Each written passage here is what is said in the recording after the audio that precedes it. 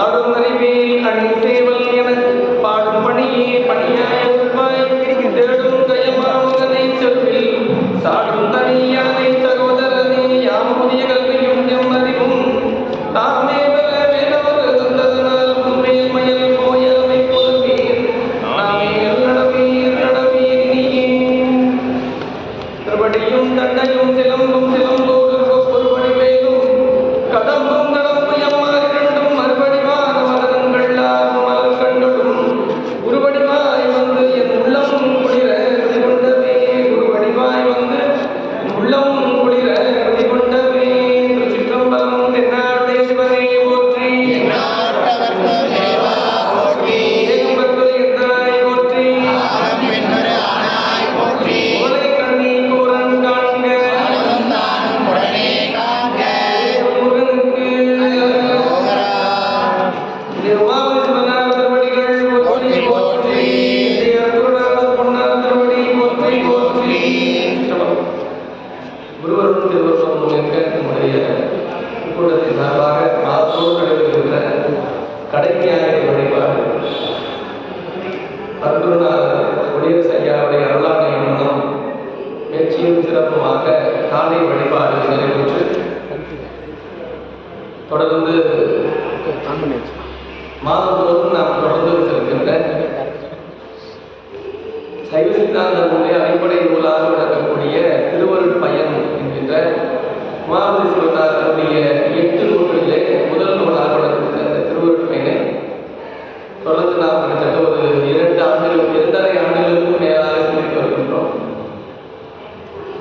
இன்றைய தினம் மேலும் சில பாடங்களை சிந்திப்பதற்கு ஒருவரோடு வாய்ப்புள்ளது. இந்த நிகழ்வை இங்கு மிக சிறப்பான முறையிலே அருள்நாதனுடைய அருளாணையின் வண்ணம் தொடர்ந்து செயல்படுத்தி கொண்டிருக்கக்கூடிய அன்பர்களுடைய குறிப்பாக சௌந்தரராஜன் ஐயா மறைமலை ஐயா உடனாக இருக்கின்ற நம்முடைய தம்பி சம்பந்தம் போன்றவர்கள் அவரோட திருவடிகளை எல்லாம் வணங்கி கொண்டு இந்த வழிபாட்டிற்கு உறுதுணையாக வளர்கின்ற அடியார்கள் மக்கள் இன்று நடைபெறும் திருவடிகளின் சிற்றடியன் சென்னிமேல் கொண்டு துணித்து வணங்கி மகிழ்ந்து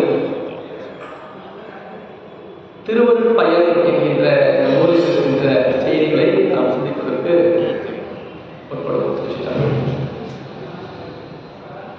கிட்டத்தட்ட 2.5 ஆண்டுகளுக்கும் மேலாக நாம் திருவருட் பயன்களை சிந்தித்து வருகின்றோம்.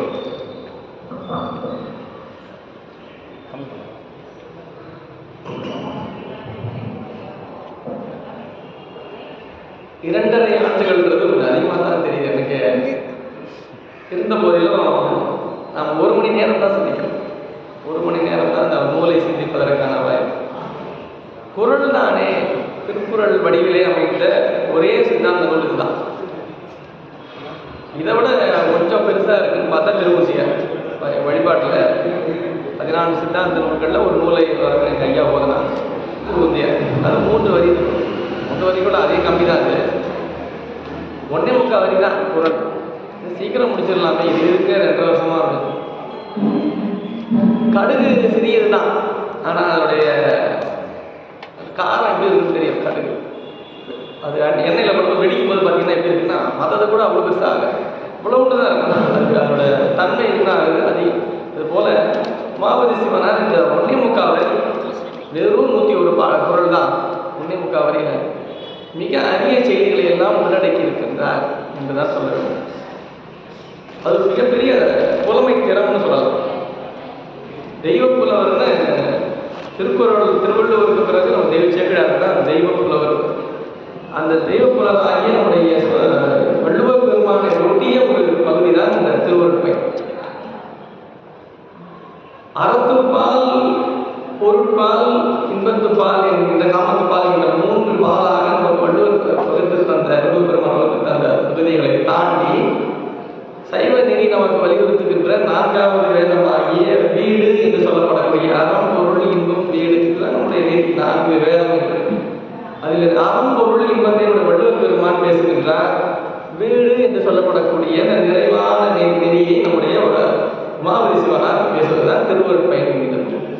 அப்போ நமக்கு 1330 திருக்குறளும் முக்கியம், 101 திருவருட் பயன் மிக முக்கியம். வழிபாட்டுடைய நினைவிலே நாம்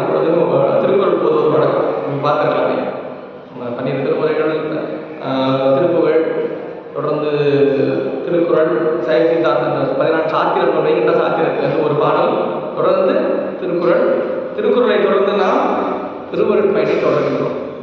நமக்கு இதுதான் வேதமாக சொல்லப்படுது.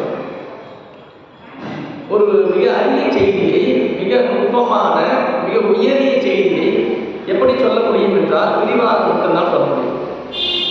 எளிமையாக சொல்றது சாதாரண ஒரே வார்த்தைகள் சொல்லுவோம். கொஞ்சம் கடினமான பகுதி, ரொம்ப ஆழமான ஒரு செய்தி, இதை விளக்க வேண்டும்னா எப்படி தேவைப்படும்? ரொம்ப பெருசாக தேவைப்படும் இல்லையா? எளிமையான செய்தியை சாதாரணமாக சொல்லிடலாம். கடினமான செய்தி, ஆழமான செய்தி, விரிவான செய்தி, அதை எப்படி சொல்ல முடியும்? பெருசாக சொல்ல முடியும் இல்லையா? சைவ சித்தாந்தம் என்பது மிக விரிவான ஒரு பகுதி. ஆனால் அதையே நம்முடைய உமாவதி சிவனார் 1.25 வரியில குரல் வடிவில் தந்திருக்கின்றார் என்றால் அது மிகப்பெரிய திறம். செய்யணும் இல்லையா? அதுக்குள்ளேயே கொடுக்க முடியும், எல்லாவற்றையும் சொல்லிவிட்டார். 10 அதிகாரங்களாக வள்ளுவர் பெருமானை போலவே அதிகாரங்களாக வகுக்கின்றார். 10 அதிகாரங்களாக. இந்த 10 அதிகாரங்களிலே நாம் ஒவ்வொரு முறையும் அடியில் குறிப்பிடுவது. நம்ம என்னன்னா சித்தாந்தம் பேசுகிறோம் அப்படின்றதால பாடல் சொல்லலாம் சொல்லிட்டே போகிறது கூட என்ன நாம் பார்க்கறதே நம்ம சிந்தனையில் கொண்டு வந்துட்டே இருக்கோம். ஏன்னா நம்ம மாதம் ஒரு முறை தானே பார்க்கணும், தினமும் படிக்கிறது. சைவ சித்தாந்தம் பலருக்கும் கடினம் என்று சொல்வதற்கு காரணம் என்னன்னா அது நம்முடைய பழக்கத்தில் அல்லாது. அதனால நம்முடைய பழக்கத்தில் இருந்தால் அது நமக்கு எளிமையாக இருக்கும். தேவா இங்கே இருக்கிறவங்களுக்குலாம் திருமுறைகள்லாம் அவரோட பழக்கத்தில் இருக்க நீங்கள் பண்ணலாம். தினமும் திருமுறைகள் படிப்போம், தேவாரம் படிப்போம், திருவாசகம் படிப்போம், திருப்புகழ் போதுவோம் என்று இதெல்லாம் வழக்கத்தில் இருக்கிறது. இது நமக்கு எளிமையாக இருக்கும். சித்தாந்தம் அப்படி அல்ல, நம்முடைய பழக்கத்தில் இல்லை.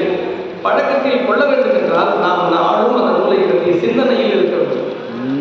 அந்த சிந்தனையிலேயே இருந்தால் தான் சொல்லலாம். இல்லைன்னா நமக்கு அது ஞாபகம் இருக்காது. படித்தங்கய்யா பாட்டு பார்த்தாங்க கண்டிப்பாக ஞாபகம் இருக்கு, ஆனால் மறந்து போயிட்டோம்.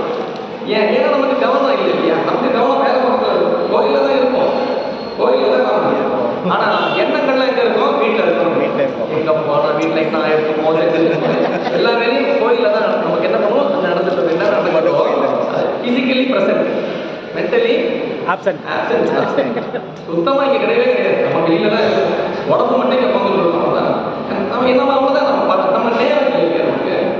திருவருட்பயன் இதுவரை நாம் சிந்தித்த பகுதிகளுடைய தலைப்பு என்ன?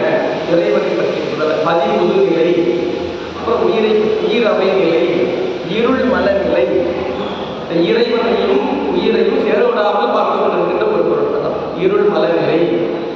அருள் ஒரு நிலை, அருள் அருள் நிலை, அறியும் நெறி, உயிர் விளக்கம், இன்பொரு நிலை, திருவைந்தெழுத்து அருள் நிலை என்று 9 தலைப்புகளாக வந்து ஒவ்வொன்று படிக்கலைகளோ ஒவ்வொன்றா சொல்லிட்டு நிறைவாக இதுவரை நாம 9 தலைப்பு பார்க்கணும்னு நினைக்கிறேன்.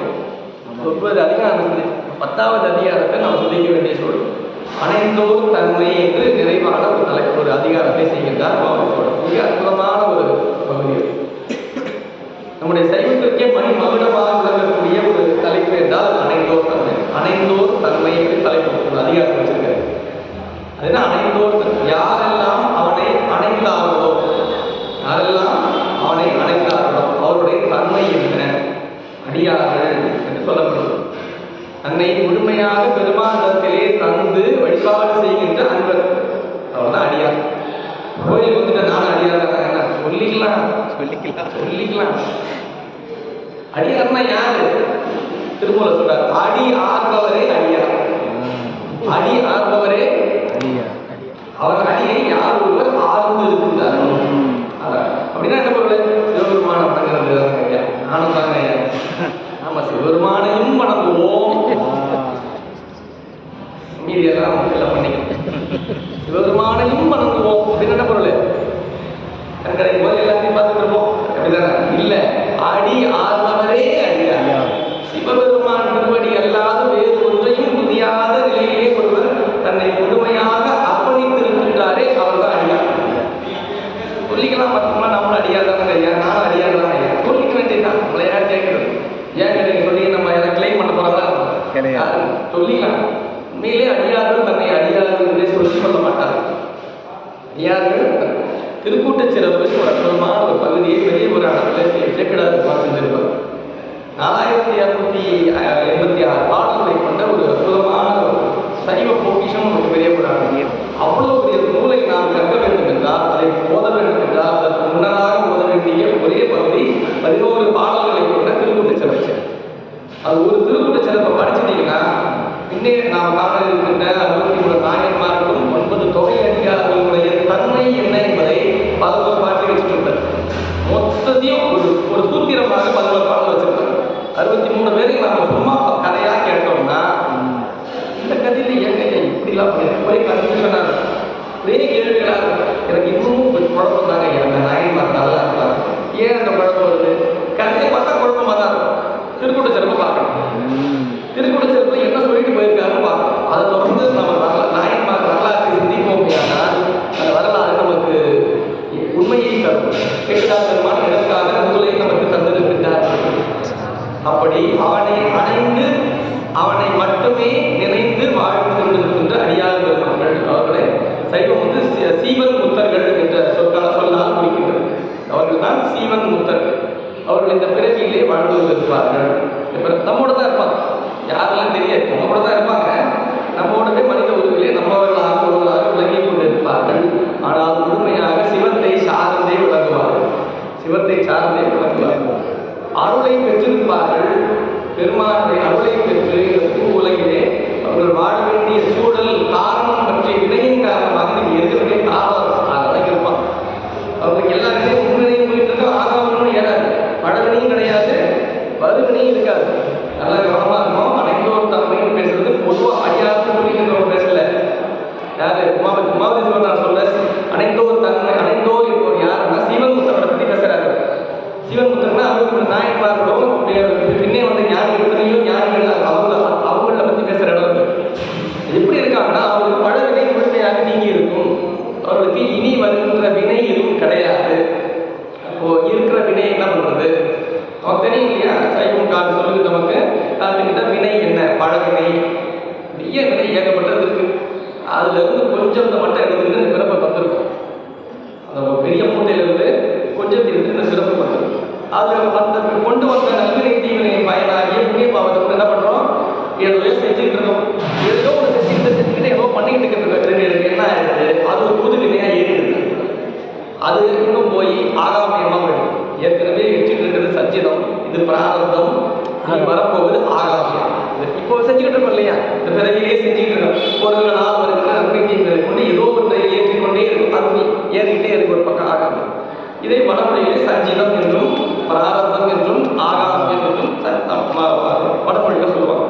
தமிழ் முறையிலே பழவினை, பழவினை நிறைய பழைய நிறைய இதை கொண்டு வந்திருக்கிறது. இது நுகர்வினை. இந்த பிறப்பிலே நாம் நுகர்வதற்காக கொண்டு வந்திருக்கிறது நுகர்வினை. இதை கொண்டு நாம் ஏற்றுக்கொள்வது ஏற்வினை, வருவினை மேல வச்சு அது இருக்கு வரப்போகுது. அதையே அடுத்த பழவினையா மாறி அது திருப்பி எடுத்துட்டு வரப்போகுது. இந்த சைக்கிள் இருந்து வெளியில வரப்போகிறதா இவ்வளவு பாடு, இவ்வளவு அருளாளர்களும், இவ்வளவு ஞானிகளும், இவ்வளவு அருள் நூல்களும், இவ்வளவு சித்தாந்த செய்திகளும் எதற்காக, இவ்வளவு கோரிலும் எதற்காக என்றால் இந்த சுழற்சியிலிருந்து நாம் வெளியே வர வேண்டும். அந்த சுழற்சியிலிருந்து வெளியே வர வேண்டும் என்றால் முதலில் நாம் நீக்க வேண்டியது பழவினை தான். பெருசா ஒன்று இருக்குல்ல, ஏகப்பட்ட கடன் இருக்கு சார், தினமும் வேற கடன் கட்டிட்டு இருக்கோம், மாசம் தடவை கடன், பெரிய கடன் இருக்கு, என்ன பண்ணுறது? முதல்ல மாசம் கட்ட கடன் முதல்ல முடிச்சு விடுவோம். டெய்லி கட்டுறதை கட்டுவோம், மாசம் கட்டுறத கட்டி முடிச்சிட்டோம்னா இனிமே கடன் வராதுன்னு நம்பிக்கை இருக்கும்ல. முதல்ல பழவினை நீக்க வேண்டும். அதற்கு ஆன்மா தொடர்ந்து வழிபாடுகளை செய்து கொண்டே இருக்கும். அவனே முதல் என்கிற நிலையிலே வழிபாடு செய்து கொண்டே இருக்க அந்த ஆன்மாவை நெறிப்படுத்தும் பொருட்டு உள்ளே இருக்கின்ற பெருமான் அந்த ஆன்மாவுடைய பக்குவத்தின் பேரிலே வெளியே குருவாக எழுந்தருவார். அற்புதனாக எழுந்தருடைய உடனேயே இந்த பழவினை சொன்ன இல்லையா, அது மொத்தத்தையும் ஒரு பெரிய பாவம் வச்சு மொத்தமாக அடிச்சுட, மொத்தமாக காணாம கொஞ்சம் கூட இருக்க, மொத்த பழவினையும் இல்லாமல் முழுமையாக தன்னை குருநாதத்திலே அந்த ஆன்மா தன்னை தந்து நிற்கும், தன்னை ஒப்புவித்து நிற்கும். கொள்ளினும் நல்ல குருவினை கொள்க, உடல் பொருள் ஆவி அனைத்தும் ஈக என்ற திருமுறை. குருவை கொண்டு எல்லா பிரச்சனையும் கொடுத்துரும். அவர் பார்த்துப்பார். நாம் எது செய்யும் போது என்ன பண்ணோம்? குருநாதர் பார்த்துப்பார், குருநாதர் பார்த்துப்பார், இல்லை குரு ஒரு நம்ம நடக்கும் அப்படின்னே போயிட்டு இருக்கு. என்ன ஆகும்? அந்த ஆன்மாவுக்கு புதிய வினை எதுவும் ஏறாது. இப்போ ஆகாமியும் கிடையாது, பழத்துல போயிடுச்சு, வருவினையும் கிடையாது. அப்போ இந்த பிறவியில் இருந்து கொண்டே இருக்கும்போது என்ன ஆகும்? சில வினைகள் வரும்ல, அதை பற்றி அது கவலையே படாது. அவங்கள தான் சொல்றாரு,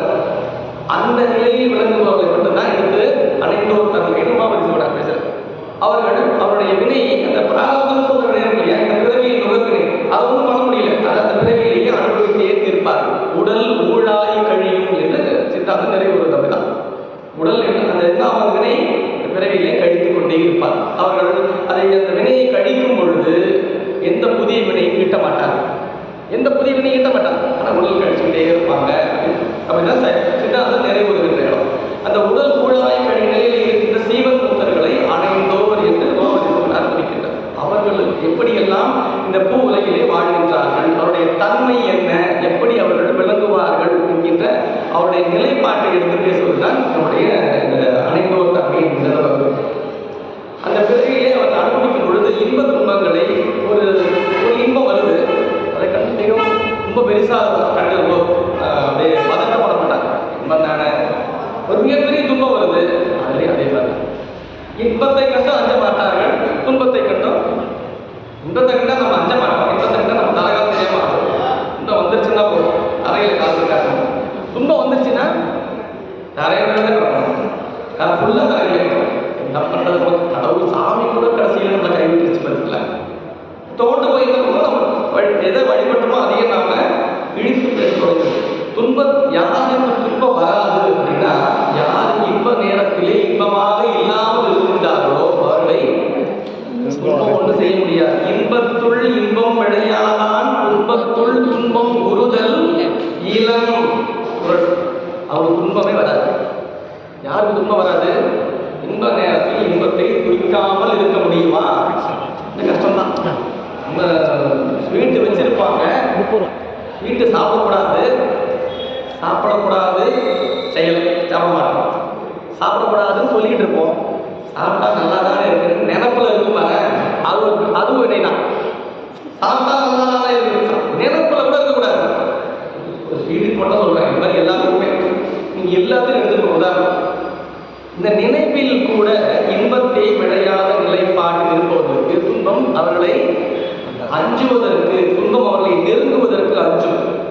துன்பம் அவர்களை நெருங்குவதற்கு அஞ்சும். ஏன்னா அவங்க முழுக்க முழுக்க எதிர்பார்க்க சிவ சிந்தனையாகவே விளங்குவார்கள். அதுதான் தொடங்குறார். ஓங்கு உணர்வின் உள்ளடங்கி உள்ளத்துள் இங்கு ஒடுங்க தூங்குவர் மற்ற ஏது உண்டு சொல். முதல் குரல் அணைந்தோட்டங்கள். ஓங்கு உணர்வின் உள்ளடங்கி உள்ளத்துள் இன்பு ஒடுங்க தூங்குவர் மற்ற ஏது உண்டு செயல். என்ன பண்ணுவாங்க? எதில் தன்னை அடக்கிக் கொள்ள இயலுமோ அதில் அடங்கி நிற்பார்கள். அதற்கு ஒரு செய்தி சொல்றாரு, அவர்கள் ஒன்றிலே தூங்குவார்கள். நானும் தூங்குவோங்க. கேட்டுக்கிட்டு இருக்கும்போதே தூங்கிடுவாங்க, கேட்டுக்கிட்டே இருக்கும்போதே தூங்கிடுறீங்கன்னா அவர்களும் தூங்குவார்களாங்க. உள்ளத்துள் இன்பு ஒடுங்க தூங்குவர். அவங்களும் தூங்குவாங்க. எப்படி தூங்குவாங்க? ஓங்கு உணர்வின் உள்ளே அடங்கி தூங்குவர். தூங்குதல் என்ன? இந்த பாடம் முக்கியமான ஒரு குரல்ல முக்கியமான இடமே இந்த தூங்குவர் தான். தூங்குறாங்கன்னா இப்ப நாம தூங்கும்போது என்ன பண்றோம்? நாம தூங்கும் பொழுது நம்முடைய வசம் நாம் இருப்பதில்லை, இல்லையா? இங்கே படுத்திருக்கானே அப்படின்னா எங்கடா படுத்திருந்தா? அவன் பெட்ல படுத்திருந்தா, காலையில இருந்து பார்த்தா வாசல்ல இருக்கான். என்ன ஆயிட்டா? உருண்டு கீழே யாருக்கு தள்ளி விட்டா? யாரும் தள்ளி விடல, அவர் தான் வந்து கீழே இருந்து கிடக்கிறார். காலையில் அங்கு படுத்துட்டு நைட்டு அங்கு படுத்துட்டு காலையில் எடுத்து பார்த்தா, ஏன் உறக்கத்திலே நம்மை நாம் மறந்து விடுகின்றோம். இவற்றுக்கு கீழே படுக்க மாட்டோம், கீழே படுக்க மாட்டோம். திடீர்னு பார்த்தா எப்படி கீழே படுத்துட்டு இருக்கோம்? நம்மை அறியாமல் நாம் மேலிருந்து கீழே விழுந்துட்டோம். கீழே விழுந்தா கீழே விழுந்துருக்கோம், இல்லையா? இப்போ உறக்கம் என்ன செய்கிறது? நம்மை நம் வசத்தில் இருந்து நம்மை மாற்றி விடுகிறது. நம்ம வசத்தில் இருந்து நம்மை மாற்றி விடுகிறது தூக்கம். ஒருத்தரை நீங்க திட்டினோம்னா, நேராக திட்டீங்கன்னா அவன் திரும்பி திட்டுவான். அவன் தூங்கிட்டு இருக்கும் திட்டி பாருங்க, நீங்க எவ்வளவு வேணா திட்டலாம், அவன் வாட தூங்கிட்டு இருப்பான். நீங்க என்ன வேணா திட்டலாம், அவனு நல்ல வேலை. நமக்கு என்ன அவனை திட்டணும்? நமக்கு அவனை திட்டணும். அவன் தூங்கிட்டு இருக்கும் திட்டிட்டு வச்சு நல்லா திட்டானா அவனுக்கு காதல் விட போவதில்லை, நமக்கும் திட்டோன்ற ஒரு திருப்தி இருக்குமா? இப்ப நம்ம எப்போ திட்ட முடியாம நம்ம வசத்தில் இல்லை என்றால் இல்லையா? அப்ப அதுக்கு பேர் என்ன? என்ன பண்ணிட்டு இருக்காரு? அவரு தூங்கிட்டு இருக்காரு. தூங்கும் பொழுது என்ன? நம் வசத்தில் நாம் இருப்பதில்லை. இப்ப நாம எப்படி நம்ம வசத்தில் இல்லாம நம்முடைய நினைவில் இருக்கும் பொழுது, நம்முடைய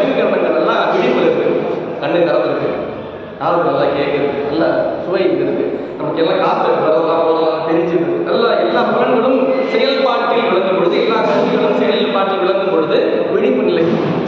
இது அப்படியே கேட்டுக்கிட்டே இருக்கும், செய்திகள்லாம் கேட்டுக்கிட்டே இருக்கும்.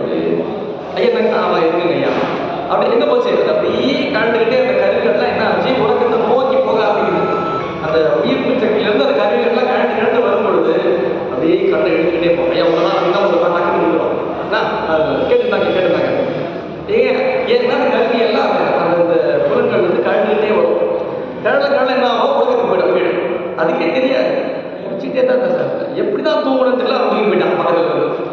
நம்ம வசத்தில் இல்லாத பொழுது நம்ம கிட்ட இருக்க பொருளே போச்சுனாலும் நமக்கு தெரியாது. நமக்கு அப்போ கருவிகளில் இருந்து நாம் நம்மை நீக்கிக் கொள்ளும் பொழுது, நீங்கும் பொழுது நாம் நம் வசத்தை இழக்கின்றோம், நாம் தூக்கத்திற்கு சென்று விடுகின்றோம். இப்போ தூக்கம் வருது, கருவிகளில் இருந்து நாம் நீங்கும் பொழுது நாம் தூங்குகின்றோம். அவர்களும் தூங்குகின்றார், உள்ளத்துள் இன்பு ஒழுங்க தூங்குவர், அவர்களும் தூங்குகின்றார்கள். நாம் தூங்குகின்றோம், கருவிகளில் இருந்து நீங்கி நாமும் தூங்குகின்றோம். நமக்கு இன்பம் நிகழ்கிறதா என்றால் நமக்கு கையில் நம்ம கையில் கிடையாது. இல்லை நினைச்சே பார்க்க மாட்டேங்க, போய் படுத்தாதான் என்ன ஆச்சரியமில்லை. காலகட்டம் அப்படி ஒரு உடம்பு வலி, அதே கை காலம் எனக்கு ஒரு மாதிரி ஆகிட்டு எழுந்து உட்காந்து ஒரு 1/2 மணி நேரம் ஆகும் நார்மல் ஆகிறதுக்கு. அப்போ இரவு உறங்கி இருந்தால் என்ன ஆகும், உடம்பு என்ன ஆகும், உடம்பு புத்துணர்ச்சியாக இருக்கும் இல்லையா. உறங்கி எழுந்தால் உங்களுக்கு அப்படியே ஒரு 2 நிமிஷம், ஒரு 5 நிமிஷம், ஒரு 3 நிமிஷம் எழுந்தோடனே யாராவது எழுந்து போகணுமா? இல்லை, எழுந்தோடனே என்ன ஆகும், ஒரு டயர்ட். ஏன் நாம் உறங்கவில்லை, வேலை செய்து கொண்டுதான் இருந்தோம். உடல் சாய்ந்து இருந்ததை தவிர ஓய்வெடுக்கவே இல்லை, அது ஓடிக்கிட்டே இருந்திருக்குள்ள. காலையில் எழுந்தும் போது எப்படி இருக்கும், டயர்டாக தான் இருக்கும்.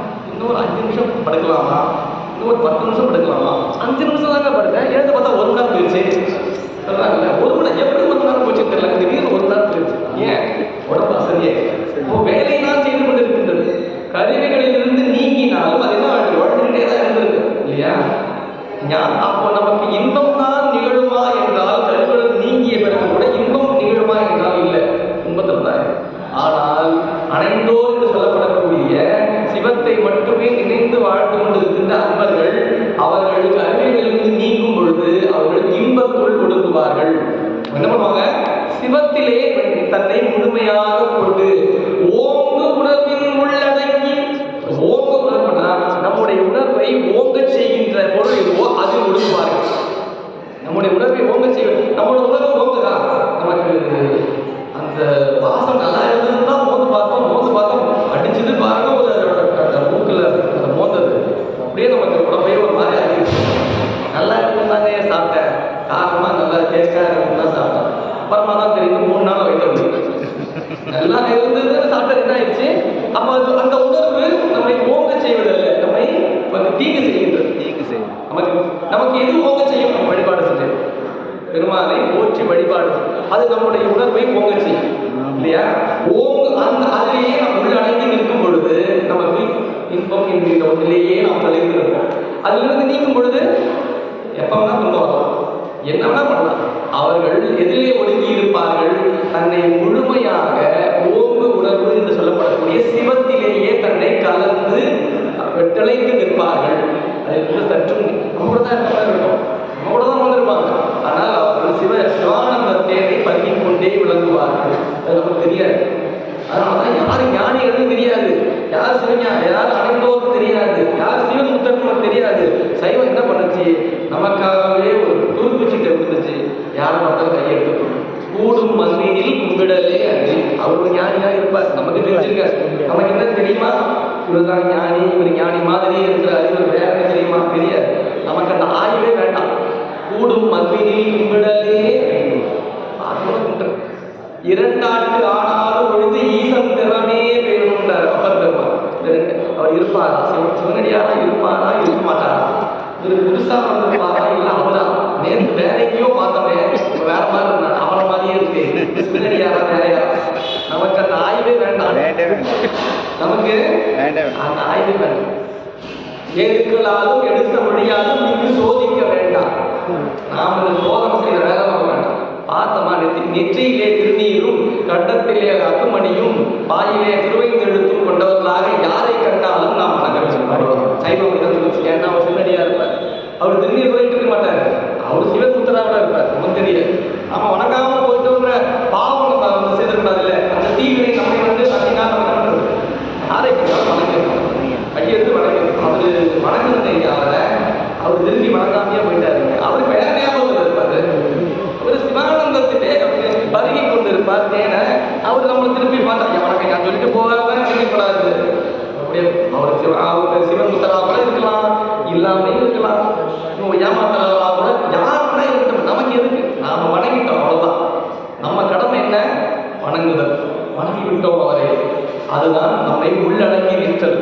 ஓங்கு உணர்வு என்று சொல்லக்கூடிய சிவானந்த சிவத்திலே நம்மை ஒடுங்கி நிற்றல். அப்படி ஒடுங்கி நிற்பவர்கள் கருவிகளிலிருந்து என்ன பண்ணுவாங்க, அவர்கள் நாம் கருவிகளிலிருந்து நீங்கி இருப்போம், அவர்களும் கருவிகளிலிருந்து நீங்கிதான் சிவானந்த தேனை பருகி கொண்டிருப்பார்கள். நாம் கருவிகளிலிருந்து நீங்கியுடனேயே நாம் தூக்கத்திற்கு சென்று விடுவோம். அவர்களும் அந்த கருவிகளின் மூலமாக பெறுகின்ற இன்பத்தை இன்பமாக கொள்ளாது சிவானந்த தேனை மட்டுமே பருகி கொண்டிருப்பார்கள். அவர்களும் உறக்கத்தில் தான் இருப்பார். தூங்குவது, அதாவது தூங்காமல் தூங்குதல். அது பேர் என்ன, தூங்காமல் தூங்குவது.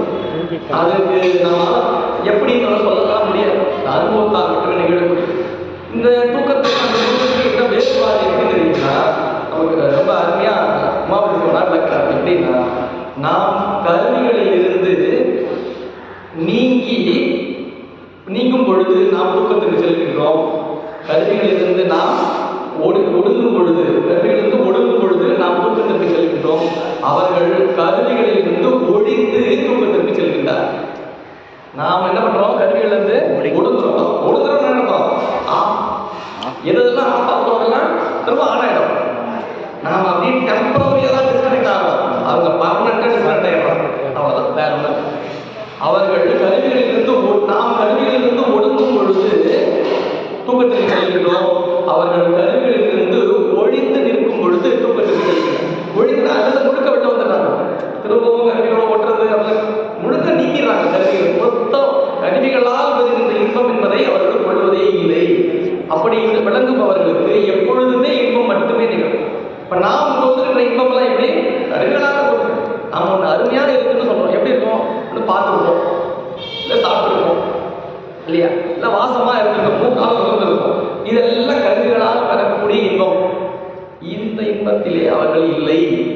ஏனென்றால் அவர்கள் ஓங்கு உணர்வு என்று சொல்லப்படக்கூடிய சிவ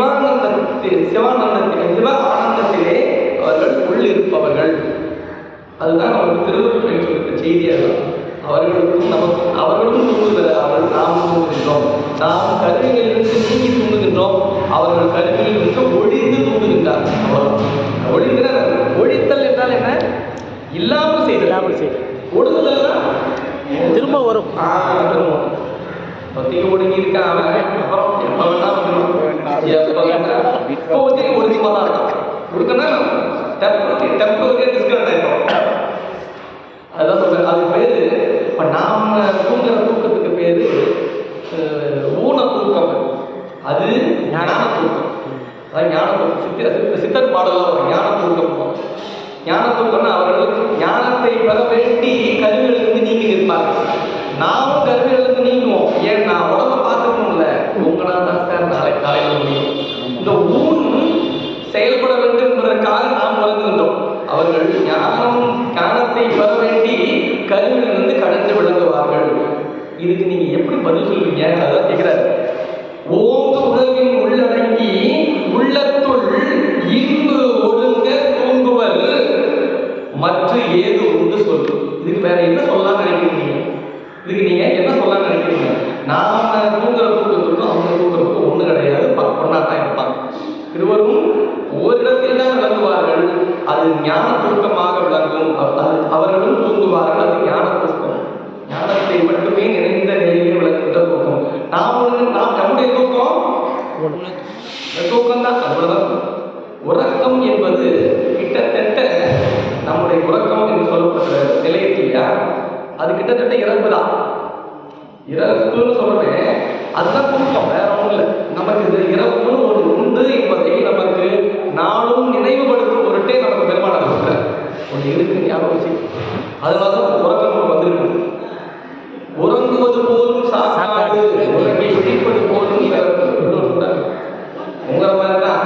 ஒன்றும் இல்லை. இப்போ ஒன்று சேர்ந்து பார்த்தா திடீர்னு பார்த்தா வேற இடத்துல இங்கே இருந்து தூங்கும் போது வரணும். அது மாதிரி தான் பிறப்போம். முடியும் ஒரு நாள் இன்னொரு நாள். அது வேற ஒன்றும் இல்லை. அந்த ஆத்மாவுக்கான ஒழுக்கம் அவ்வளோதான். அந்த ஒழுக்கம்னா என்ன? அந்த பிறப்பில் இருந்து அதற்கான விடுவிப்பு. அதுதான் இறப்பு என்பது. நம்மளால் அதை ஏற்றுக்கொள்வதற்கு முடியாமல் போயிடும். என்ன போயிடுச்சே போயிடுது. ஏனென்றால் நாமெல்லாம் மாயை வயப்பட்டவர்கள், கர்மம் வயப்பட்டவர்கள். நம்மெல்லாம் அது புரியாது. அவர்கள் அப்படி இல்லை. அடுத்த பாடல தான் வளர்க்கிறாங்க. அவர்கள் நிலை எப்படிப்பட்டது தெரியுமா? ஐந்தொழிலும் காரணங்களாம் தொழிலும் போகும் எந்தொழிலும் மேவார் நிகர்.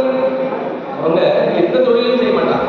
ஐந்தொழிலும் காரணங்களாம், ஐந்தொழிலும் காரணங்களாம் தொழிலும் போகம் நுகர் வெந்தொழிலும் மேவார். அவர்கள் எதையுமே நுகர மாட்டார்கள். இந்த பிறப்பிலே எதையும் நுகர மாட்டார்கள். வெந்தொழிலும் போகம் நுகர் வெந்தொழிலும் மேவார். 3 செய்தியை சொல்றார் இரண்டாவது பாடல். ஐந்தொழிலும் காரணங்களாம் தொழிலும் போகம் நுகர் வெந்தொழிலும் மேவார். நீங்க இந்த மூணு தொழிலும் செய்ய மாட்டாங்க. என்னென்ன? போகம் நுகர் வெந்தொழிலும். இந்த பிறப்பிலே நமக்கு போகம், நமக்கு இந்த பிறப்பு என்பது நமக்கு போகம் தானே. புகழும் போகமும் கொண்டதுதான் இந்த பிறப்பு. நாம் அதை நுகர்ந்துட்டே இருக்கோம். இதை வாங்கணும், அதை வாங்கணும், இப்படி பண்ணணும், அப்படி பண்ணணும், இதை செய்யணும், அதை செய்யணும்னு நம்ம என்ன பண்ணிட்டு இருக்கோம்? போகத்தை நுகர்ந்து கொண்டே இந்த பிறப்பிலே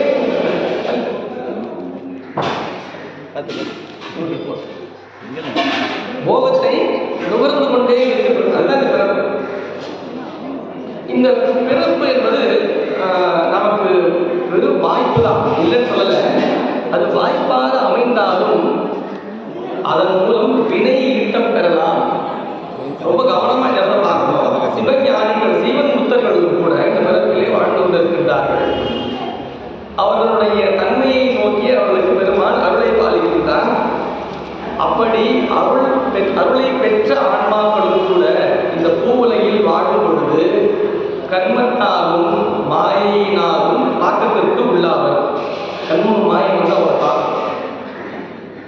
ஆணவம் இருந்துட்டு தான் இருக்கும். அது புத்தியில தான் ஆணவம் நீங்கும். கர்மமும் மாயையும் அந்த பிறப்பை வந்து தாக்கிக்கிட்டே இருக்கும். அவங்க பிறப்பு வாழ்ந்துகிட்டே இருக்கும் பொழுது ஏன்னா இந்த போகும் 1000 சொல்லுவாங்க சார். அதெல்லாம் இருக்கீங்க. இன்னும் அது வேணாமா, இது வேணாமா, எல்லாத்தையும் வைத்திகாரமா இருக்கு எல்லாம் அப்படின்னு நமக்கு பேர் உபதேசமாக நடக்கும். நிறைய பேர் சொல்லுவாங்க. பொருள் மீது பற்றே இருக்காது. எந்த பொருள் போகத்துக்கு மீது பற்று இருக்காது, புகழ் மீது பற்று இருக்காது. அவனுடைய ஆன்மா இருக்கணும் அப்படிலாம் இருக்காது. எல்லாம் கோயிலுக்கு போகிறது, சாமி போகிறது, இதுக்காக பண்ணுறீங்க இப்படிதான் சொல்லி தருவாங்க. எல்லாம் கேட்காதீங்க அப்படின்னு சொல்லி தருவது நம்ம கூட அறிவாளி சுற்றிட்டு இருப்பான். அதெல்லாம் பண்ணாங்க. நம்ம பேச்செல்லாம் கேட்காது. இனி இதை போகத்தை கொடுக்கணும், இதெல்லாம் எல்லாம் சம்பாதிக்கணும், நிறைய பொருள் ஈட்டம், அதை பண்ணணும், இதை பண்ணணும், மானத்தரம் இல்லை வளைக்கணும் செய்யும். மலையை அப்படியே அப்படியே நம்ம சொல்லி என்ன பண்ணுவான்?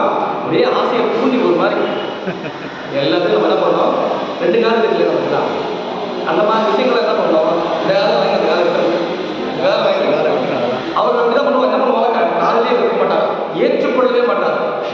போகம் நுகர் வெந்தொழிலும் மேவார். அவர்களையும் வந்து தாக்கம். ஏன்னா இந்த பிறப்பிலே வாழ்ந்து கொண்டிருக்கும் பொழுது அவங்க தனியே இருக்கும்போது, அவர் வாழ்ந்து கொண்டிருக்கும் போது அவர்களுக்கு உறவுகள் இருக்கும். உறவு இருக்கும் இல்லையா? ஒரு நாளை கடக்கணும் இல்லையா? பொருள் தேவைப்படும் இல்லையா? உறவு உயிர் பற்றும் உறவு பற்றும் பொருள் பற்றும் அது அவங்களுக்கு இருக்கும்னா அவங்களுக்கு அப்படியே உரசம் வந்து அதை ரொம்ப கவனமா தேவைக்கு மட்டும் பார்த்துக்கிட்டு விட்டுட்டே போயிட்டாங்கன்னா வினையெல்லாம் பார்த்துக்கலாம். தேவையை தாண்டுச்சுன்னா அது வினையா மாறிடும். அதை நுகரும் பொழுது கூட இறைவனோடால் இதை நுகர்கிறோம், இறைவனோடால் இதை நுகர்கிறோம். நீங்க அம்மா வந்திருக்காங்க, டாக்டர் அம்மா வந்திருக்காங்க. ஐயா சித்தாந்த சரவம் விஞ்ஞான வைத்தியநாதன் ஐயா அடிக்கடி குறிப்பிடுவாங்க. இந்த பிறவியை எல்லாவற்றையும் நீக்க வேண்டும். நீக்கிவிட்டால் பெருமாள் எதற்கு நமக்கு இதெல்லாம் தந்திருக்காங்க, நம்ம எல்லாம் நம்ம அனுபவிக்கவே கூடாது. ஆனால் இப்போ இல்லை, சித்தாந்தம் எடுக்கும்போது நான் சொல்கிறது 20 வருஷத்துக்கு முன்னாடி சித்தாந்தம் எடுத்து அப்படின்னு கேட்டது. அவங்க என்ன சொல்லுவாங்க? எந்த பொருளை துணிக்கும் பொழுது இது திருவருளால் நாம் துணிக்கின்றோம் என்கின்ற எண்ணத்தோடு துணிக்கும் பொழுது அதனால் நம்ம வினை ஏறாது. கொஞ்சம் கூட நம்மளது இல்லைன்னு தோணும். இது நம்மளது இல்லை, நமக்கு இல்லை, நம்மகிட்ட இப்போ கொடுத்துருக்காரு, இப்போ நம்மகிட்ட கொடுத்துருக்காரு. அவ்வளோதான். இப்போ நம்ம பேரை போட்டிருக்கோம். அப்போ நம்ம என்ன பண்ணோம்? இப்போ நம்ம பேர் போட்டிருக்கோம், நாம தான் செஞ்சோம் வேலை. அவ்வளோதான். அந்த பொருளுக்கு தற்காலிகமான ஒரு உரிமையானதாக நாம் இருக்கின்றோம் என்கின்ற உணர்வோடு அந்த பொருளை குறிப்போமே ஆனால்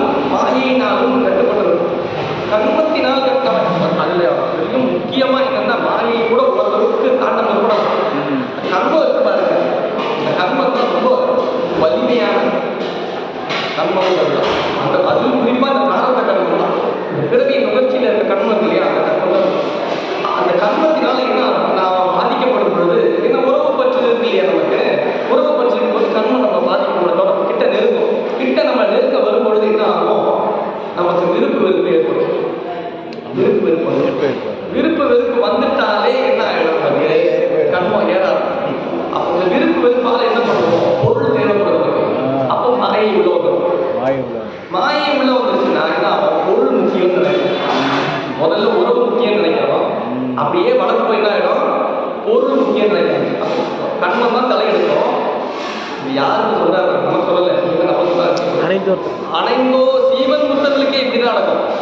அவர்கள் அப்படியே கண்மத்தை காட்டும், கண்மதையினால் விருப்பு உண்டாகும், விருப்புனால அவருக்கு பொருள் தேவைப்படுற நிலை வந்துடும். பொருள் தேவைப்படும் போது மாயை மாட்டிக்கிறாங்க. அப்ப இன்ப துன்பம் பொருள் வந்தோடனே இன்ப துன்பம் வந்துடும். இது வேணும், அது வேணும், அதை வாங்கணும், இதை வாங்கணும், இப்படி பண்ணணும், அப்படி பண்ணணும், பொருள்ல போயிடும். இந்த இரண்டுமே செஞ்சதை பண்ணா ஆணவம் வளர்ந்து இன்னும் பெருசாகி போயிடும். எல்லாத்தையும் நான் தான் காரணம் தெரியுமா, இவ்வளவு நான் தான் பண்ண தெரியுமா, நான் இல்லை நடக்குமா நினைக்கிறீங்களா? என்னாலதான் இவ்வளவு முடிஞ்சது. இப்ப என்னாச்சு, கண்மம் வளர்ந்துச்சா, மாயை வளர்ந்துச்சா, ஆணவத்தை ஏற்றிட்டு நான் தான் தெரியுமா, சாமி சாமி சாமி சொல்லியிருக்கேன், சாமியை மறந்துடும். இப்போ என்ன ஆகுது, ஆனந்த வினை சொல்லப்படக்கூடிய இந்த கர்ம வினையே என்ன பண்ணுது, மாயையும் தூண்ட செய்து ஆனந்தத்தையும் தூண்ட செய்து முழுக்க முழுக்க என்ன ஆகுதுன்னா வேறுக்குள்ள போய் மாட்டிக்கிட்டு இருக்காங்க. அவ்வளோதான். இது அனைவர்களுக்கும் உண்டு. அவங்க என்ன பண்ணுவாங்கன்னா இந்த நேரத்தை எப்படி கையாளுவாங்க, கர்ம வினை தன்னை காக்கும் பொழுது திருவருளையே நினைந்திருப்பது, திருவருளையே அவர்கள். அப்ப நமக்கு இது தப்பிக்கமா ஒரே வழி இருக்குன்னா, முதல்ல பற்றுகளிலிருந்து நாம் நீங்க வேண்டும். பற்றுகளிலிருந்து பற்று வைக்கிறது முதல்ல. பொருள் மீது பற்று கொள்ளுதல் வேறு, பொருள் மீது அன்பு பாராட்டுதல் வேறு. நாம நல்லா ரொம்ப கவனமாக பார்க்க வேண்டிய இடம். நாம விருப்பும் செலுத்தக்கூடாது, வெறுப்பும் செலுத்தக்கூடாது. அப்படி பற்றி அது விரும்பு. பொருளை வெறுத்து ஒதுக்குறதுன்னு வேற. வெறுத்து ஒதுக்குனாலும் வெறுத்து வந்துடும். ஒரு பொருளை விரும்பாமல் இருக்கேன் விரும்பாமல் இருக்கேன்றதான் பெருமை வராதுன்னு நினைக்காதீங்க. பற்று இல்லாம பொருளை வெறுக்கும் பொழுது கூட நமக்கு ஒரு வினை ஏற்றிடும். பொருள் விருப்பமும் நமக்கு பிறப்பை தரும், பொருள் வெறுப்பும் நமக்கு பிறப்பை தரும். ஏன்னா நமக்கு கர்மம் முக்கியம், நமக்கு இல்லையா? கர்ம உறவுகளை முக்கியமாக வாழ்ந்து போது உறவுகளும் பொருள்களும் சேர்ந்து நமக்கு என்ன பண்ணோம், வினை ஏற்ற. அப்போ நம்ம என்ன பண்ணுவோம், இந்த பொருள்களிலிருந்து நம்முடைய கவனத்தை மாற்ற வேண்டும். உறவுகளிலிருந்து நம்முடைய கவனத்தை, எண்ணங்களை மாற்ற வேண்டும். அதுதான் வேற ஒன்று. அதுதான் சொல்றாங்க, போகம் நுகர் வெண்தொழிலும் வெண்தொழில்ற கொடுமையானது. இந்த போகம் நுகர்வுக்கு சாமி பொருள் கொடுப்பார், இவ்வளோ பொருள் வச்சுக்கொள்வார். நம்ம உடனே என்ன பண்ணுவாங்க மாட்டேங்கிறா, இல்லை இறைவன் திருவள்ளுவர் எல்லாத்தையும் சாமி நமக்கு இவ்வளோ பெரிய வாய்ஸ் யாருக்காவது கிடைச்சது, எனக்கு தான் இவ்வளோ பெருசாக நம்ம ஜாலியாக பொருளை கொடுத்த உடனே நாம என்ன பண்ணணும், நீங்க நாமெல்லாம் பொருளை கொடுத்த உடனே வாங்கினா இறைவன் திருவள்ளுவர் போயிடுவோம். ஞானிகள்லாம் பொருளை கொடுத்த வச்சுக்கோங்க, தயவு செஞ்சு வேணாம். நீங்களே வேண்டேன் புகழ் வேண்டேன் செல்வம், ஏன் வேண்டேன் பிறப்பு இறப்பு. பணிவாசத்தில் வச்சிருக்கிற அந்த ஆடர் இருக்குல்ல, ரொம்ப முக்கியமானது. முதல்ல புகழ் தான். மனுஷன் முதல்ல புகழ் தான் ரொம்ப முக்கியமானது. செல்வத்தையும் விட அதிகமாக யோசிக்கிறது புகழ் தான். புகழுக்கு அப்புறம் தான் செல்வம். இந்த ரெண்டு வந்துருச்சுன்னு வச்சுங்களேன், சிறப்பிறப்பு கண்டிப்பாக உண்டு. அது அடுத்தது சார், எனக்கு புகழ் வேண்டாம், புகழ்னால வர பொருள் வேண்டாம். ஏன் தெரியுமா, எனக்கு பிறப்பிறப்பு வேண்டாம். எனக்கு பிறப்பிறப்பு வேண்டாம் என்ற நிலையிலே இருப்பவர்கள் பொருளும் வேண்டாம் என்ற நிலையிலே தன்னை வைத்துக் கொள்ள வேண்டும். அவர்கள் புகழும் வேண்டாம் இல்லை, பொருளை கூட ஒரு தாண்டிடுவாங்க. இந்த புகழ் இருக்கு பாருங்க, ஐயா வாழ்க ஐயா வாழ்க சொல்லிக்கிட்டே இருக்கும், அவன் கேட்டுக்கிட்டே இருக்கும். அதுல ஒரு தசனம் வச்சிருக்கா பாரு. அவனை புகழுதல் என்பதில் ஒரு சந்தோஷம், தன்னை பாராட்டி கொண்டே இருத்தல். படத்தெல்லாம் கூட அவரை பாராட்டி கொண்டே இருந்தால், நிறைய வேலைகள் செய்கிறார், திறமையாக பணியாற்றுகிறார், அவர் பாராட்டிட்டே இருக்கும். பாராட்டு என்பது நமக்கு வினையின் ஏற்றம். பாராட்டு வேண்டாம். பாராட்டும் பொழுது நம்ம இல்லை, நான் பாராட்டும் போது இது நாம இல்லை அந்த நிலையில் நாம் இருந்தால் நினைச்சிடலாம். இல்லைன்னா பாராட்டு கூட ஒரு இதில் படித்தேன், நம்மை ஒருவர் பாராட்டும் பொழுது நாம் எப்படி இருக்கணும், செவிடர்களாக இருக்க வேண்டும். நம்மை ஒருவர் இகழும் பொழுது நாம் ஊமையாக இருக்க வேண்டும். நம்ம ஒரு ரொம்ப திட்டாக வச்சுக்கல, நம்ம என்ன பண்ணிருக்கணும், பேச்சே வரல, என்ன எதிர்வினை ஆற்றக்கூடாது, ஏதோ நம்ம கமெண்ட் போட ஏன் போ நம்ம திட்டு போய் பாராட்டும் போது எப்படி இருக்கணும், காது செவிட எடுக்கணும். செவிட எடுத்துன்னு வச்சுங்களேன், நமக்கு யாரும் பாராட்டுறது தெரியாதுல்ல, அப்போ வேணா ஏறாது நமக்கு. நம்மை பாராட்டும் பொழுது நாம் செவிடர்களாகவும், நம்மை தூற்றும் பொழுது நாம் உண்மைகளாகவும் இருந்து விட்டால் நம்ம வினை ஏறாது. செவிடர்களாக உண்மையாக இருந்தால் போதும் பொழுது வினையை சுத்தமாக ஏறாது. அதுக்கு தான் அனைந்தோர்ந்த இந்த பொருள்களிலிருந்து நம்மை முழுமையாக விலக்கிக் கொள்ளுதல். ஒரு என்ன பண்ணாரா, பெரிய மிகப்பெரிய குரல் துறவு இருந்தால் பொருளை எப்படி நோடுது பாருங்க. அவர் தூங்கிட்டு பணியெல்லாம் பணி செஞ்சுட்டு இருப்பார். ஒரு நாள் என்ன பண்ணாரு, அவருடைய கௌபியம் இருக்கு இல்லையா, கோவம், அதை எப்போ பார்த்தாலும் எலி கடிச்சுட்டே இருக்குமா. எலி கடிச்சு அது வீணாக்கி இருக்கும். என்னடா இந்த வீட்டுக்குள்ள இவ்வளோ எலி வேண்டாம் இல்லையான்னு சொல்லிட்டு ஒரு பூனை வளர்த்தான். ஒரு பூனை வளர்த்தான். சரி, பூனை வளர்த்தா எலியை எப்படியாவது எடுக்கிறது பண்ணிடும், அது பூனை வளர்த்தான். அந்த பூனைக்கு பால் கொடுக்கும். அந்த பூனைக்கு பால் வேணுன்றதுக்காக ஒரு மாடு வாங்கினாங்க. ஆச்சா, அந்த மாட்டுக்கு பைக்கில் போகணும், அதை பார்த்துக்கமா போகணுன்றதுக்காக ஒரு நிலம் வாங்கி ஒரு விவசாயம் பண்ணிட்டு இருந்தாங்க. சரி, இதெல்லாம் நான் மட்டும் பண்ண நல்லா இருக்கா, அதை கூட யாரையாவது கூட கொண்டு கூட்டி வச்சுக்கலான்றதுக்காக ஒரு பெண்ணை திருமணம் பண்ணிக்கிட்டாங்க. ஒரு பொண்ணை திருமணம் பண்ணிக்கிட்டாங்க. திருமணம் பண்ணிக்கிட்டு அவங்களோட சில குழந்தை குட்டி எல்லாம் வந்துருச்சு. இப்போ எங்கே வந்து தெரியுதா, அவர் துறவி ஒன்றும் இல்லை, ஒரு எலிக்கு ஒரு பூனை வாங்கின கதை. நாம் அப்படிதான் இங்கே மாட்டிக்கிட்டு இருக்கோம். சொல்ற கதை அப்படிதான் மாட்டிக்கிட்டு இருக்கோம். எலிக்கு பூனை வாங்க போய் வாழ்க்கையில எங்கேயோ போய் நின்ற இடம் மாதிரி தான் இப்படி நாம் வந்துருக்கோம். எதுக்கோ வந்து என்னமோ செஞ்சுட்டு இருந்து எங்க விட்டதே தெரியல. எங்க விட்டது, இங்க ஆரம்பம் எங்க தொடங்கணும், நாம எங்க இருந்து வந்தோம், எதுக்காக இங்க வந்தோம். பிறவியை நீக்கிக் கொண்டு நீ பிறவாத நிலைக்கு செல்ல வேண்டும் என்கிற காரணத்திற்காகத்தான் நாம் இந்த பிறப்பு கொடுத்தாரு. நம்ம நினைச்சிட்டு இருக்கா, அதை பண்ணணும், இதை பண்ணணும், அதை செய்யணும், இதை செய்யணும், எதையாவது பண்ணணும்ட்டு ஒரு சில பிளான் எல்லாம் போட்டு வச்சுக்கிட்டு அந்த பிளானுக்காகவே வேலை செஞ்சுக்கிட்டு அதை முடிக்கணும் பார்த்துட்டு பார்த்தா வாழ்க்கை முடிச்சு போயிடுது. முடிஞ்சு போச்சு சார், என்ன பண்ணுவார் பாவம், அவர் அதுக்காக வந்தாரா. நாம் எதற்காக வந்திருக்கின்றோம் என்பதை முதலில் உணர தொடங்கும். நாம் வந்திருக்கிறது பொருள் ஈட்டுவதற்கோ போகத்தை நுகர்வதற்கோ அல்ல. அவன் அனைந்தோர் அப்படித்தான். போகம் நுகர் பெண் தொழிலும் மேமா உலக பொருளை கொஞ்சம் கூட தெரிவிக்கிறான். நாம் வந்து எதுக்கு வினையை நீக்கிக் கொள்ள வேண்டும், மேல் வினையை ஈட்டாமல் பார்த்துக் கொள்ள வேண்டும். முடிந்தால் நம்முடன் இருப்பவர்களுக்கு அதை நாம் கற்பிக்க வேண்டும், அவர்களையும் அந்த நெறியிலே ஆட்சிப்படுத்த வேண்டும். அவ்வளோதான் இந்த பிறகு, அவ்வளோதான் முடிஞ்சிருச்சு. போயிட்டே இருக்கும். அதை பண்ணுறேன், இதை பண்ணுறேன், அதை மாத்திரேன், இதை மாத்திரேன். நாம் அவ்வளோ புருஷர்களோ நாம் பெரிய ஞானிகளோ இல்லை. நம்ம பிறத்தை நீக்கிக் கொள்வதற்காக வந்துருக்கோம். எங்கே வந்துட்டோம், எப்படி போகணும்னா இந்த பிறப்பை இது மாயினால் ஆனது இந்த உலகம். மாயினால் அதில் மாற்றுக்கிறதே இல்லை. இங்கே விட்டுட்டு நான் இந்த மாயையிலேயே மாட்டிட்டு இருந்தா எனக்கு ஒரு மாதிரி ஆகிடுங்க. ஏதாவது நான் ஏதாவது ஒரு பக்கமாக எங்கேயாவது ஒரு மனுஷனே இல்லாத இடத்துல காட்டுக்கு போயிருக்கேன். இங்கே போய் பட்ட முடியுமா, அங்கே காட்டில் போய் இருக்குது, அங்கே புதுசாக பிரச்சனை இருக்குது.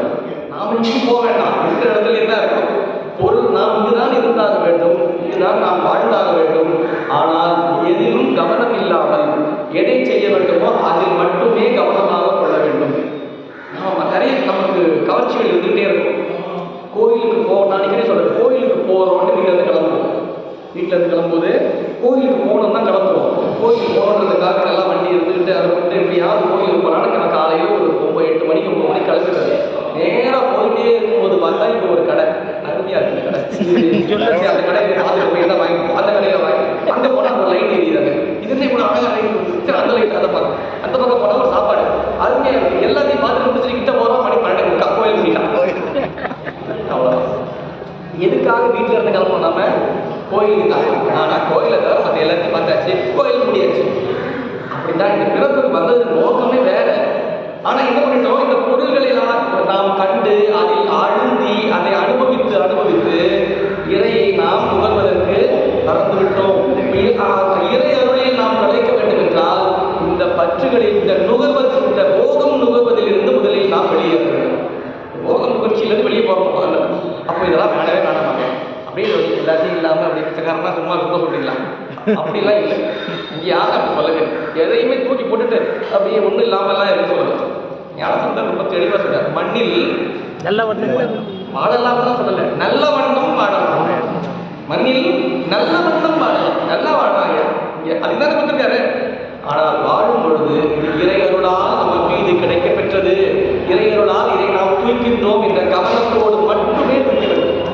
ஏருளாலையும் நடக்குது சார், நானும் கொஞ்சம் கஷ்டப்படுறேன்ல, என்னாலையும் கொஞ்சம் கஷ்டம் இருக்குல்ல, இவங்களும் கஷ்டப்படுறாங்கல்ல, அவங்களும் கஷ்டம், எதுவுமே தெரியக்கூடாது. இறையருள் மட்டுமே எல்லாவற்றையும் செய்து கொண்டிருக்கின்றது. அதனால் மட்டுமே நாம் உணர்ந்து கொண்டிருக்கின்றோம் என்ற திண்ணமான எண்ணத்தில் கொஞ்சமும் நமக்கு அது குறைபாடு கூடாது. அவர் செஞ்சார், இவர் செஞ்சார் சார், குருவர் தான் சார், நமக்கு குருவர்கள் தாய், அதனால இது கிடைச்சது. குருவர்கள்னா இந்த ஞாயிற்றுக்கிழமை எங்கே இருந்திருப்போமா நாம? டிவியில் மேட்ச் ஓடுது, மேட்சை பார்த்துருக்கோம், இல்லைன்னா ஏதோ புது படம் போட்டுருப்பாங்க. எவ்வளோ படத்தெல்லாம் வந்துட்டு நம்ம கோயிலுக்கு வந்து வந்திருக்கோம், கோயிலில் வந்து சாமி பண்ண மாட்டோம், வேற ஏதாவது தான் வேலையாக இருக்கும். இல்லை, திருக்கோவிலுக்கு வருவது என்பதே பல மாயையிலிருந்து கடந்து வருவது தான். ஒரு படிநிலை தான் அது. ஞாயிற்றுக்கிழமை எவ்வளோ சீரியல் தெரியுமா போடுவாங்க, அவ்வளோ வித்தியம் விட்டா போறீங்க நீங்கள் இன்னைக்கு கேட்பாங்க அலுவலகத்தில். நீங்கள் என்ன ஞாயிற்றுக்கிழமை எப்போ பார்த்தாலும் கோயில் சனிக்கிழமை ஞாயிற்றுக்கிழமை கூட நீங்கள் போவீங்க, டெய்லியும் தான் மாலையில் எங்கேயாவது போயிருந்தீங்க, ஞாயிற்றுக்கிழமை கூட மற்ற நாட்களிலே நான் ஒரு 6 மணிக்கு கிளம்பி நினச்சிக்கல, ஞாயிற்றுக்கிழமை ஒரு 6 மணிக்கு கிளம்புவேன். ஏன்? இதுதான் நமக்கு மிக முக்கிய பணியை, பெருமானுக்கான பணியை இன்னைக்கு அது காலையில். மற்ற நாட்களில் நாம் செய்வதற்கு பணி உடலுக்கான பணி, ஊனுக்கான பணி, அதுதான் சிவத்துக்கான பணியாக இருக்காது. அப்போ அந்த நாளை நாம் இந்த புற நிகழ்வுகளில் சிக்காமல் நம்மை சிவத்தோடு நம்மை நாம் நினைத்துக் கொள்வது என்பது ஒரு நாள் ஆகிவிட்டது. ரொம்ப கஷ்டப்பட்டு பிளான் பண்ணுறோம் சார், அது ஏன் கேட்குறீங்க? ரொம்ப பிரச்சனை தான். இருந்தாலும் எல்லாத்தையும் நீக்கிட்டு தான் வரேன், அந்த எண்ணம் இருக்கக்கூடாது. அந்த எண்ணத்தில் கூடாது, இவ்வளோ விட்டுட்டு வரேன்னு எண்ணம் கூடாது. நம்ம இதையெல்லாம் விடுத்து இது போன்ற ஒரு அனுபவத்திலே கிடைக்கும்படி நம்மை குருவருள் வாய்க்க செய்திருக்கின்றது. நிரந்தரப்படதான். இப்படி நாம் எல்லா பொருள்களிலுமே திருவருளையே நாம் நம்பி வாழ்ந்து கொண்டே இருப்போமே, ஆனால் வினை ஏறாது. வேற ஒன்றும் இல்லை. குழந்தை கண்காட்சிக்கு போயிட்டு இருக்கு, பொருட்காட்சி கூட்டு போயிட்டு இருக்காரு. அந்த குழந்தை கை பிடிச்சி அப்பா கை பிடிச்சிக்கிட்டே போகுது. அதை பார்த்துட்டு வருது, அதை பார்த்துட்டு வருது, இதை பார்த்துட்டு வருது, அழகா இருக்கு, இது அழகா இருக்கு, எல்லாம் அழகா இருக்கு. இப்போ அப்பாவை காணும், அப்பாவை காணும். எங்க ஏதோ அழகா இருக்கு, இது அழகா இருக்குன்னு பொருளை பார்த்துக்கிட்டே வந்து என்ன பண்ணிருச்சு, அப்பாவை தவற விட்டுருச்சு. இப்போ எப்படி வீட்டுக்கு போறது? எப்படி வீட்டுக்கு போறது? வீட்டுக்கு போக தெரியாது. அது முக்கியம், இது முக்கியம், இதே முக்கியம் பார்த்துக்கிட்டே வந்து பாருங்க. அதுலேயே தொலைத்து கொண்டே வந்த அந்த குழந்தை தந்தையின் கையை விட்டு விட்டது போலத்தான் இந்த பிறப்பிலே நாமும் என்ன பண்ணிட்டோம், விட்டோம். எங்க விட்டோம்னு தெரியல, எங்க விட்டோம் தேய்ச்சி தேடிட்டு இருக்கோம். அப்பா எங்க காண போயிட்டாரு, எங்க போயிட்டாரு, எங்க எப்படி வீட்டுக்கு போறது? நம்ம எப்படி வீட்டுக்கு போறதுன்னு பார்த்துட்டு இருக்கோம். எந்த வீட்டுக்கு? அந்த வீட்டுக்கு. அப்பா இருந்தா வீட்டுக்கு போயிருக்கலாம், அப்பாவை காணும், அப்பாவை தொலைச்சிட்டோம், எங்க விட்டோம்னு தெரியல, அப்பாவை தேடணும். அதுக்கு தான் வந்துருவோம். இங்க எப்படியாவது கண்டுபிடிச்சிடலாம், அப்பாவை கண்டுபிடிச்சி கூட்டிக்கிட்டு வீட்டுக்கு போயிடலாம். அப்பா வேற யாரும் இல்லை, அப்பா தான் கொண்டாது. அந்த அப்பா கண்டுபிடிச்சிட்டோம்னா நாம பேரின்ப வீட்டிற்கு சென்று விடலாம். இப்போ என்ன பண்ணுவோம், நாம இந்த பிறவியிலே நுகரும் பொழுது ஒருவரோடு நாம் இந்த பிறவியை நாம் நகர்த்துவோமே, ஆனால் நமக்கு பொருள் பற்றை உண்டாக்காது, உறவு பற்றை உண்டாக்காது. அதுக்கு முதல்ல சொல்றாங்க, வெண்தொழிலும் மேவார் போகம் நுகர் வெண்தொழிலும் மேவார் கரணங்களாம் தொழிலும் ஐந்தொழிலும் கரணங்களாம் தொழிலும். இந்த கரணங்கள் மூலம் செய்கின்ற தொழில், கருவிகரணங்கள் மூலம் செய்கின்ற தொழில், அதையும் அவர்கள் விரும்ப மாட்டார்கள். ஐந்தொழிலும் மேவார், ஐந்தொழிலும் செய்ய மாட்டார். இந்த சிவசமவாதம்னு ஒரு மார்க்கம் சைவர்கள், அவரும் சிவனை வழிபாடு செய்பவர்கள் தான். அவர்களும் வேதங்களையும் சிவாகமங்களையும் ஒத்துக்கொள்வார்கள் தான். அவர் சிவசமவாதிகள்னு சொல்லுவாங்க. அவங்களையும் மறுக்கிற சித்தாந்த செய்வாங்க. திருவள்ளுவர் அந்த இடத்துல தான் பேசுறாரு.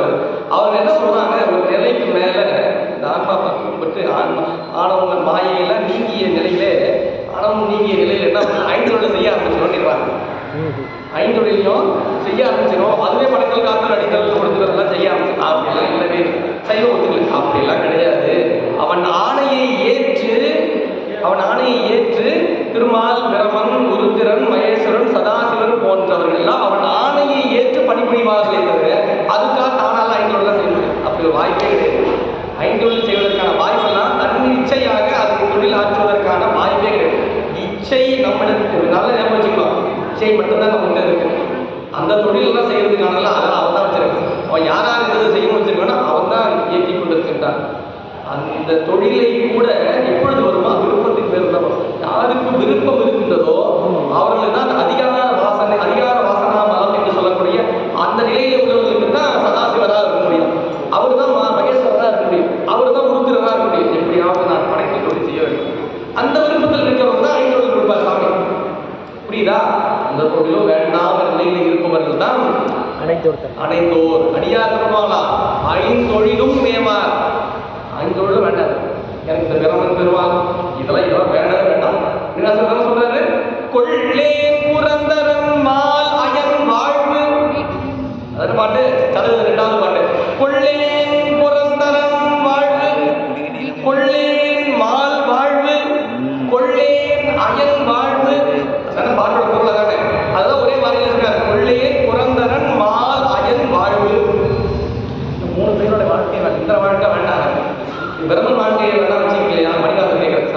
வேண்டாம். திருமால் வேண்டாம்.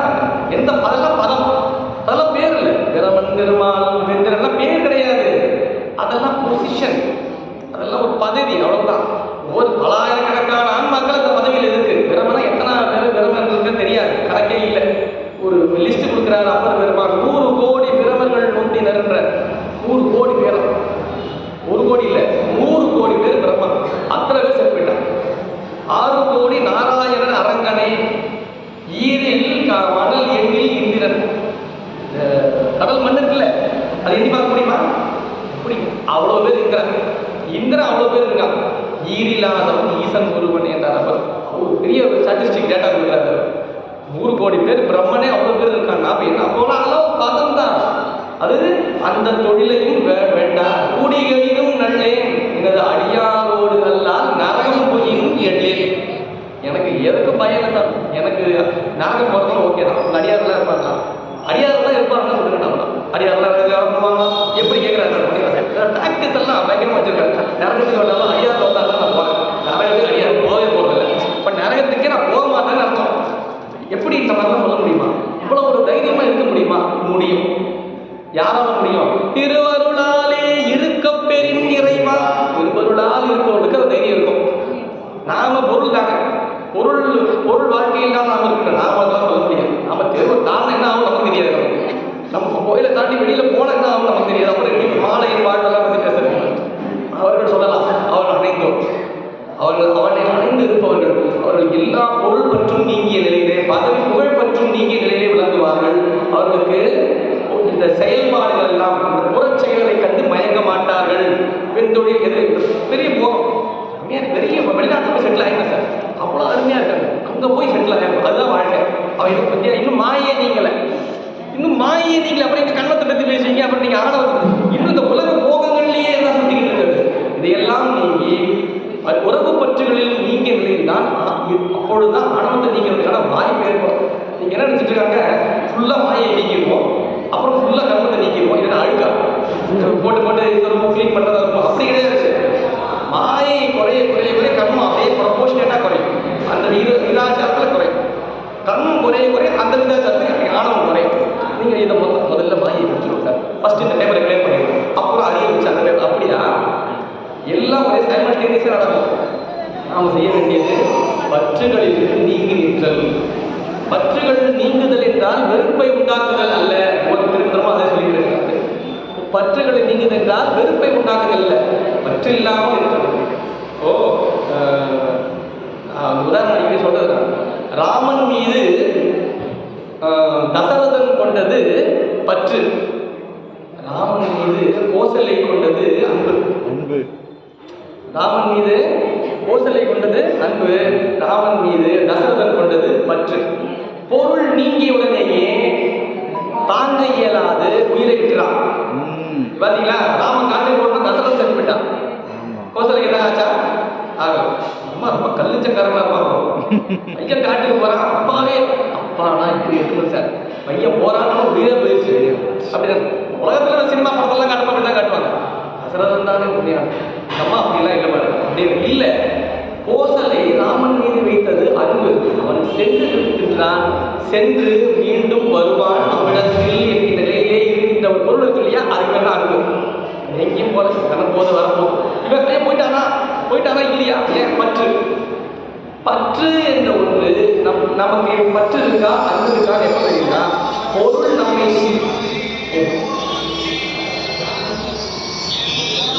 பொருள் நீங்கும் பொழுது நமக்கு என்ன ஆகும்? அச்சம் வரும். பொருள் நீங்கும் அச்சம் வரும், ஒரு பயம் வரும். நமக்கு ஒரு இழப்பு பரிவுடன் தொடங்கும். அப்போ அந்த பொருள் மீது நாம் வைத்திருப்பது பற்று. பொருள் நீங்கினாலும் எது நீங்கினாலும் நமக்கு எதுவுமே இல்லையே, நமக்கு அதன் மேல் அன்பு இருக்கணும். இருந்தது போதிச்சு நாம என்ன பண்ண முடியும்? அவ்வளோதான். அதன் மீது அன்பு இருந்தால் பொருள் நீங்கும் பொழுது நமக்கு பதற்றம் ஏற்படாது, பதற்றம் வராது. பொருள்கள் மீது நாம் அன்பு செலுத்துவோம். அடியார்கள் இந்த உலகத்திலே வாழும் பொழுது பொருள் பற்று இல்லாமல் இருந்தார்களே தவிர பொருளை தவிர்க்கிறார். அதனாலதான் வருகின்ற அடியார்களுக்கு என்ன பண்ணாங்க? கொடுத்துக்கிட்டே இருந்தாங்க. பொருள் எல்லாத்தையும் வாய்ப்பு ஏன்னா அவங்களுக்கு இந்த பொருளை வந்து நம்ம எடுத்து வைப்போம், நாளைக்கு வருவோம், அடுத்த வாரம் வருவோம், அடுத்த மாசம் வருவோம், அடுத்த வருஷம் 10 வருஷத்துக்கு வரும். இப்போ வந்தா யாருக்கு? அடியார்கள். வருகின்ற அடியார்களுக்கு அவர்கள் போகத்தை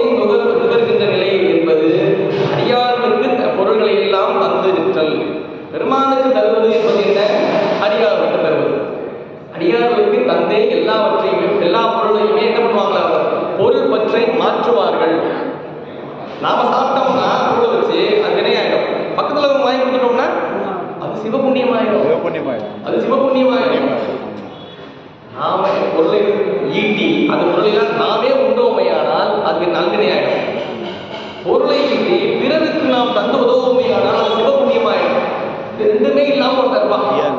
பொருளை ஈட்டி தானும் சாப்பிட மாட்டான், அடுத்தவனும் குடிக்க மாட்டான், பத்திரமா வச்சிருப்பான்.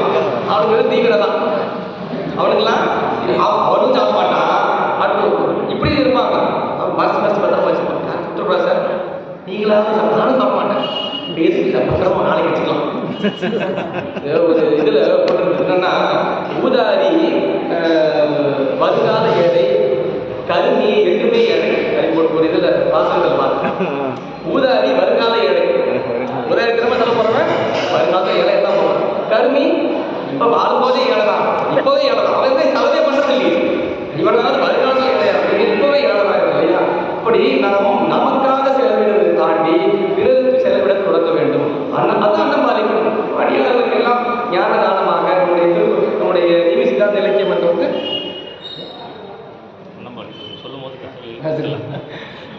அன்னபாலிப்பு சொல்லிடலாம்.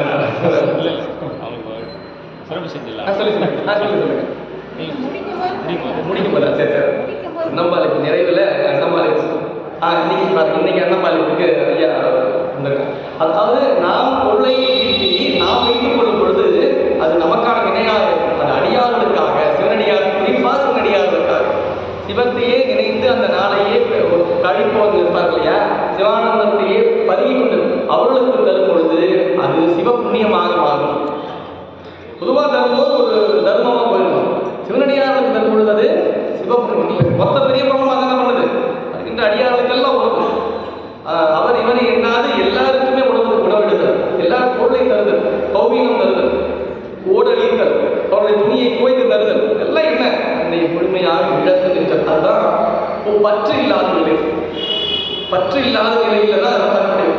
பொருள் மேல பற்று இருந்ததுன்னு வச்சுங்களேன், நம்ம செய்யக்கூடாது, பத்திரமா தான் வச்சுக்கிட்டு வரோம். அவர்கள் போகத்தை நம்ப மாட்டார்கள். எல்லா போகத்திற்கும் மேலாக வழங்குகின்ற பதம் என்று சொல்லப்படுகின்ற ஐந்தொழிலையும் மேவார் என்கிற அந்த செய்தியை சொல்ற. அடுத்தது மூன்றாவது அடுத்த குறள். எல்லாம் அறியும் அறிவுறியும் ஈங்கு இவர் ஒன்று அல்லாது அறியார் அற.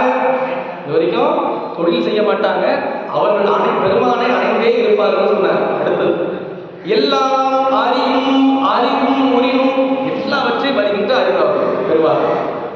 ஈங்கு இவர் ஒன்று அல்லாது அறியார். அவர் பெற்றிருக்கின்ற அறிவு என்பது என்று பார்த்தால் அது ஈடு இணையற்றதாக அவர் பெற்ற அனுபவம் அறிவை வழங்கும். அந்த அறிவு எப்படிப்பட்டதாக இவர் விளங்கும் என்றால் அது அவனை அறிவதற்கான அறிவாக மட்டுமே விளங்கும், வேற எதுவும் கிடையாது. அவனுடைய அறிவு, அதாவது ஆன்ம அறிவு என்பது என்ன பண்ணணும்னா, பொதுவாக உலக போகங்களைத்தான் நோக்கி நிற்கும். உலக போகங்களை நோக்கிடும். உலக போகங்களை தாண்டி உயிருக்கு தலைவனாக விளங்குகின்ற பெருமானை நோக்கியே நம்முடைய வாழ்வை அமைத்துக் கொள்கின்ற ஒரு நிலை இருக்கு இல்லையா, அதுதான் உயிர் அறிவாக. உயிர் அறிவு எதை நோக்கி நிற்போம், அவனை மட்டுமே அறிய முற்பட்டது, வேற எதுவும் தெரியாது. அதுக்கு அது மட்டும்தான் தெரியும். இது சிவம் மட்டுமே கண்ணு தெரியும்.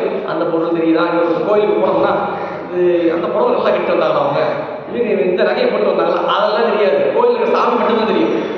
கோயிலுக்கு போனா அது சரியில்லை, இது சரியில்லை, அது அப்படி இருக்கு, அது அப்படி நமக்கு என்ன தோணுது, மக்கள் புறப்பொருள்ல தான் கவனம் போயிட்டு இருக்கு. இதற்காக திருக்கோவிலுக்கு வந்திருக்கின்றோம், அவனை வணங்குவதற்காக, அவனை வழிபடுவதற்காக, அவனை காண்பதற்காக. அது மட்டும்தான் இருக்கணும். அதை தாண்டி வேற எதுவும் எல்லாமே எல்லா படமும் இருக்கும். எல்லா படமும் புலனான வினையினால் நம்ம வாழ்வதை இருக்கு, எல்லாம் இருக்கதான் செய்யும். நாம ஒருங்கே சிந்தையோடு என்ன பண்ணோம், திருக்கோவிலுக்கு வந்தால் வழிபாடு ஏற்றது. திருக்கோவில் வந்தாலும் நேரம் வந்து நேரம் ஒப்படி வைக்கல, அந்த 10 மணிக்கு 10 ஐயா பேச ஆரம்பிச்சுங்கன்னு சொல்லாம ஏன் ஒவ்வொரு சன்னதியாக நின்று வழிபாடு செய்யணும். மொத்த பாட்டி இங்கே வந்து படிச்சிடலாம், மொத்த இங்கே படிச்சிடலாம், ஏன் சன்னதியில் நின்று படிக்கிறோம்? ஒவ்வொரு சன்னதியாக நின்று அதை நாம் ஓதும் பொழுது நம்ம என்ன மனம் ஒருநிலைப்பாடு, மனம் ஒருநிலைப்படும். ஒரு நிலை, அப்புறம் ஒரு இடத்துல நிற்க ஒரு இடத்துக்கு வரும், இன்னொரு சன்னதியில் இருந்து இன்னொரு பதியை வரும். இப்போ இது என்ன ஆகும்னா மனம் ஒருமைப்படும். மனம் ஒருமைப்பட்ட உடனேயே இந்த ஒருமைப்பட்ட மனத்திற்கு நல்ல செய்திகள் தரும். அப்போ அமர்ந்து நல்ல சிந்தனைகளாக செய்திகளாக சொல்லணும். அதுக்கு தான் வழிபாடு முதல்ல வச்சாங்க. முதல்ல வழிபாடு அது நம்ம ஒழுங்கு செய்வது, மனம் ஒழுங்கு செய்வது தான் வழிபாடு. நாம் மனம் ஒழுங்கு செய்கிற வழிபாட்டிலேயே நாம் வேற எங்கேயாவது போயிட்டு வச்சுக்கல, அப்புறம் ஒன்றும் கஷ்டம் தான். ஒன்றும் அதாவது அது ஓடிக்கிட்டே தான் இருக்கும். இது எது சொல்றது தெரியுது நம்மளுக்கு? அது ஓடிக்கிட்டே தான் இருக்கும். நாம தான் பிடிச்சி வைக்கணும். இல்லைன்னா என்ன பண்ணா சட்டுன்னு மேலே இருக்காது. இது ஒருத்தர் என்ன பண்ணாரா, எல்லாரும் வீட்டில் வந்து நாய்க்குட்டி வளர்ப்பாங்க, பூனைக்குட்டியெல்லாம் வளர்ப்பாங்க. ஒருத்தர் குரங்கு வந்தாங்க வீட்டில் குரங்கு வச்சு, அவர் வீட்டில் குரங்கு வச்சிருப்பாரு. எல்லாரும் ஆச்சரியம், குரங்கு போய் வளர்க்குறீங்க, எனக்கு பிடிக்கும் குரங்கு வளர்க்கலாம். அவர் குரங்கு வந்து வீட்டில் வச்சுருந்தாரா. அப்புறம் பார்க்கறதுக்கு நண்பர் போய் உட்காந்துருக்கும் போது பேசிக்கிட்டே இருந்தார். பேசிக்கிட்டே இருந்த குரங்கு நல்லா பட்டு வழிபட்டார். சும்மா தான் உட்காந்துருந்தது, ஒன்றும் பண்ணல. ஒரு நல்லா வழிபட்டார். அதுக்கப்புறம் அப்படியே உட்காந்துட்டு திருப்பி குரங்கு திருப்பி அடிச்சுட்டே இருந்தார். அந்த வந்தவர் ரொம்ப வருத்தமாயிடுச்சு. பாட்டு சும்மா தானேங்க, சும்மா போட்டு தள்ள அடிச்சுட்டு எனக்கே ரொம்ப வருத்தமாக இருக்குங்க, என்ன பண்ணுறதுக்கு இல்லை, ரொம்ப அடிக்காதீங்க, பார்த்தா எனக்கே வருத்தம். சரி அடிக்கலையா, அதை கம்முன்னு விட்டார். அது என்ன நினைச்சா ஒரு 10 நிமிஷம் காப்பாக ஆகும். அது அப்படியே ஏறி போயிட்டு வந்தவர் தலைமை அப்படியே வந்துச்சு. யாரு இந்த பாவம் பார்த்தா பற்றி ஒருத்தர் அவர் இருந்தால் வீட்டுக்கு வந்து என்ன நீ பாட கவனிங்க, அது மேலே என் மேலே ஏறிச்சு கவனிக்கல, நீங்கள் என்ன பாவம்னு சொன்னீங்களே, பாவம் பார்த்தீங்களா எங்கே போயிருக்கு. அதாவது என்ன பண்ணா அமைதியாக இருக்கிற மாதிரி தான் இருக்கும். அது மேலே போட்டுக்கிட்டே இருக்கும், தலை மேலே அட்டிக்கிட்டே இருக்கு. என்ன ஆகும், அடிச்சுக்கிட்டே இருப்பான். பயத்திலே வந்துட்டு இருக்கோம். இந்த குரங்கு இருக்குல்ல, வேற எதுவும் இல்லை, மனசுதான் அப்படியே போயிட்டு இருக்கோம். அப்படியே தானே கோயிலுக்கு போகிறோம், கோயிலுக்கு போயிட்டு அப்படியே அந்த கடத்தருக்கு போயிட்டு அப்படியே அவங்க வீட்டுக்கு போயிட்டு அதை போயிட்டு இதை போயிட்டு அதை போயிட்டு வீட்டுக்கு போனால் டயர்டாகும். அப்புறம் என்ன ஆச்சு, ரொம்ப பண்ண முடியலங்க, கோயிலுக்கு போயிடலாம். ஆமாம் கோயிலுக்கு போனேன், கோயிலுக்கு போயிட்டு வீட்டுக்கு போயிருக்கணும். கோயிலுக்கு போயிட்டு 10 இடத்துக்கு போனால் என்ன ஆகும், கோயிலுக்கு போனதே மறந்து போயிடும். நான் அதான் சொல்றது, திருக்கோவிலுக்கு சென்றால் திருக்கோவிலுக்கு மட்டும் சென்று இல்லத்துக்கு சென்று தெரிஞ்சுக்கணும். அப்போ தான் சிந்தனை முழுக்க அதுவாக இருக்கும். நாம் இருக்கிற வேலையாக மொத்தமாக கலப்பமாக ஒரு 10 வேலையை சேர்த்து பார்த்துட்டு போவோம். 10 வேலையில் ஒன்று கோயிலுக்கு போவோம், 10 வேலையில் ஒன்று கோயிலுக்கு போவோம். அப்போ அந்த லட்சத்தில் தான் என்ன ஆகும், திருக்கோவிலுக்கு சென்றிருக்கின்றோம், வழிபாடு செய்திருக்கின்றோம், வழிபாடு செஞ்சு திரும்பணும். அப்போதான் சிந்தனையிலேயே உறுதியாக முடியலாம். நாம் பிளான் எப்படி இருக்கோம்னா ரொம்ப கமர்ஷியலாகவே நம்ம பிளான் இருக்கும். அதையும் பண்ணுவோம், இதையும் செய்வோம், அதையும் சேர்த்தே செய்து விடுவோம். சாமி கும்பிடுறது கூடவா இவ்வளோ வணிகத்தனம், இவ்வளோ வணிகத்தனமா சாமி எக்கனாமிக்கெல்லாம் இவ்வளோ சாமி கிட்ட கூடவா இருக்கும். நாமே எப்படி இருக்கோம், முழுமையாக இல்லை இல்லையா. அவர்கள் எதை அறிந்து நிற்பார்களாம், சிவத்தை அறிந்து நிற்பார்கள். கண்ணப்பர் வந்து பூசை பண்றாரு. எனக்கு இந்த பாடலுக்கு ஒரே ஒரு அவர் தான் இந்த பாடல் பண்ணுறேன். கண்ணப்பர் வரல, கண்ணப்பர் பூசை பண்றாரு, சிவகோசரியார் பூசை பண்றாரு. கண்ணப்பர் வந்து பூசை பண்ணிட்டு போறாரு. சாமியை பார்த்த உடனே கண்ணப்பர் நீங்க ஏதோ கண்ணப்பர் அவர் வேடம் போல சீவன்முத்தர் அவரு பார்த்து நடுங்கிறாரு. சிவகோசரியார் யாரு அவரு, என்ன கையா அவர் பாட்டு வந்து எதையோ தண்ணி இனியா ஊற்றிட்டு எதுவும் பண்ணிட்டு போயிருக்காரு, அவரு மாமிசெல்லாம் வச்சுட்டு போயிருக்காங்க. இதெல்லாம் பார்த்து நீங்க கம்மன் இருக்கீங்களா சாமிகிட்ட, இதெல்லாம் வந்து கழிப்பு தட்டு போயிட்டு இருக்காரு. எடுத்து மாத்துறாரு. அவர் திருப்பி வந்து அவர் பூசை போட்டு எல்லாம் பண்றாரு. இவர் திருப்பி மாதா வந்து எல்லாத்தையும் எடுத்துட்டு பத்தி கறி அது இது வாய் கலசம் இவங்க சொல்றாரு, வாய் வந்து கலசமா, கலச நீரை கொண்டு வரலாம். வாய் பூ எங்க வைக்கிறது, பூ வச்சிருக்கல, பூ தலை சொல்லிட்டாராம். தலையில சொல்லிட்டு போவார். அது எல்லாத்தையும் சாமி எடுத்துட்டாரு. காரணம் என்ன, அந்த மறந்த நிலையிலேயே செய்கின்ற வழிபாடு, அதுதான் முழுமையான வழிபாடு.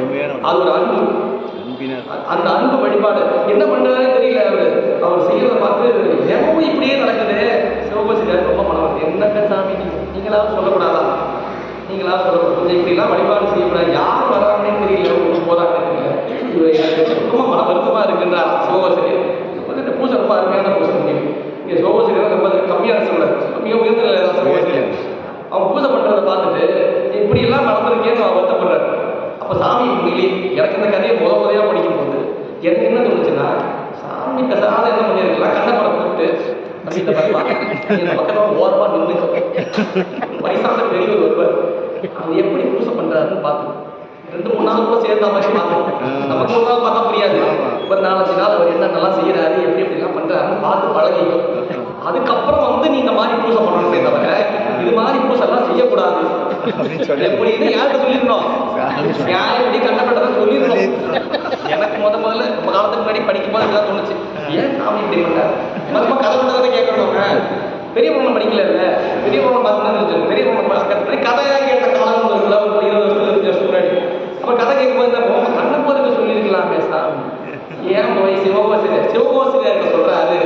சாமி என்ன சொல்றாரு, நீ என்ன பண்ற, ஒரு அருமையான ஒரு பாடம், சேக்கிழார் இருக்கின்ற கண்ணப்ப நாயனாருடைய வரலாற்றில் இருக்கின்ற மிக அற்புதமான ஒரு பாடம். அந்த பாடம் தான் மொத்த கண்ணப்ப நாயனார் யார், கண்ணப்பன் யார் கூட காட்டுற ஒரே பாட்டம் தான். சேக்கிழார் சொல்றாரு, சிவகோசரியார்ட்ட சாமி சொல்றான். யாரு யாரு குடிமித்தேவர் சொல்றாரு. குடிமித்தேவர் சொல்றாரு, பா வேற யாரும் நினைச்சுக்கிட்டேன், அவன் யார் தெரியுமா?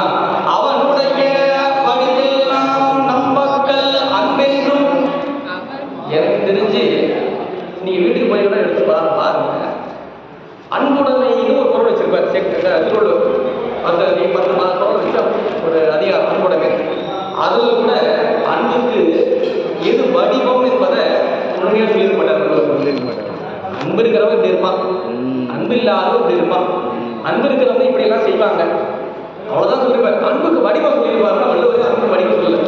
எனக்கு தெரிஞ்சு சேர்க்கிறார் தான் அன்புக்கு வடிவம் சொல்றாரு. என்ன வடிவமா? அன்புக்கு எது வடிவம் தெரியுமா? அவனுடைய அன்புருவாய் திரிந்தார் சேர்க்கிறார். அவனுடைய வடிவெல்லாம் நம்பக்கள் அன்பு என்றும். என் மேல அன்பு வச்சிருக்கு தெரியல, அதான் வடிவம். யாருன்னு சொல்லணும்ல, வந்துட்டு போனது யாருன்னு சிவகோசரியார் சொல்றாரு. அவனுடைய வடிவெல்லாம் நம்பக்கள் அன்பென்றும் அவனுடைய அறிவெல்லாம் நம்மை அறியும் அறிவென்றும். வடிவம் என்ன தெரியுமா? என்ன தெரிஞ்சுக்கணும், அவ்வளவுதான். என்ன தெரியும், அவ்வளவுதான். பக்கத்துல என்ன நடக்குது, சைடுல கூட என்ன நடக்குது, நாம எங்க இருக்கோம், நாம வேடுவராச்சே, நாம எதுக்கு வந்திருக்கோம், கன்னிவேட்டை வந்திருக்கோம், கன்னிவேட்டை நல்லபடியா முடிச்சாதான் பதவி நமக்கு, ராஜா பதவி. அதெல்லாம் ஒரு நினைப்பும் இல்லை. அறிவு எதை நோக்கி நிற்கின்றது? பதியை நோக்கி அறிவு. என்ன அறிவு? நம்மை அறியும் அறிவு. வேற யாரும் சொல்லல, குடிமித்தேவரே சொல்றாரு. சொல்றாரு, சாமியே சொல்றாரா என்னன்னா, அவனுடைய அறிவெல்லாம் நம்மை அறியும் அறிவென்றும் அவனுடைய செயல் எல்லாம் நமக்கு இனியவாம். அவன் என்ன பண்ணாலும் எனக்கு பிடிக்கும். எவ்வளவுதான் முடிஞ்சு போச்சு, எவ்வளவு நேரம் பேசுற அப்புறம் அவன் என்ன பண்ணாலும் எனக்கு பிடிக்கும். ஏன்? அன்பு. அன்பு அவனை அறிகின்ற அறிவாகவும் அவனுக்காகவே தன்னை அன்பாகவும் அர்ப்பணித்து இருக்கின்ற அன்பர்களை பெருமான் அவன் செயலை என்ன பண்ணுவான்? கேட்டுப்பான். அவனுடைய செயலெல்லாம் நமக்கு இனியவாம் என்றும் அவனுடைய நிலை இவ்வாறு அறிவி என்று அருள் செய்வார். அவன் இப்படிதான் தெரிஞ்சுக்கணும், புரியுதா? அவனை பார்த்துட்டு விதப்படுத்துவான். நம்மை அறியும் அறிவு. இது யோசிச்சு பாருங்க. கண்ணப்பரை பெருமான் என்ன சொன்னார்? கண்ணப்பட்ட சொல்லல, அந்த அன்பை ஏற்றார். சிவகோசரியார்ட்ட சொல்றாரு, நீங்க என்ன பண்ணுங்க, அந்த பக்கம் போய் மறைஞ்சு நில்லுங்க, என்ன நடக்குதுன்றத பாருங்க. இந்த வரலாறு நீங்க அப்புறமா எடுத்து படிச்சுப்பாங்க. நீங்க என்ன நடக்குதுன்றத பாருங்க, அங்க மறைஞ்சு நில்லுங்க. என்ன சிவகோசரியார் சொல்ற என்ன? சிவகோசரியார் மறைஞ்சு நிற்கிறாரு, கண்ணில் குருதி வடிகிறது. கண்ட உடனேயே அச்சோ இதை செய்தது யார், இதை செய்தது யார் என்று கதற. என்ன பண்ண? எனக்கு இந்த கதையை வரலாறு படிக்கும் போது தான் தெரிஞ்சது, பெரிய புராணத்தில் தான். அவர் சுத்தி முத்தி தேடி பார்க்கறாரா, என்ன ஆச்சு, என்ன போச்சுன்னு. ஏன் சிவகோசரியாரை மறைஞ்சிருக்க சொன்னார் தெரியுமா? சிவகோசரியார் மட்டும் அங்கே இருந்தாருன்னு வச்சுங்களேன், தொந்தம் தான். சிவகோசரியார் போட்டு இருந்தான் போல இருக்கு, இந்த பூஜை பண்ண வந்து நீ தான் அஸ்தா வச்சுட்டியான்னு சொல்லிட்டு சிவகோசரியார் ஏதாவது பண்ணிட்டு இருப்பார்.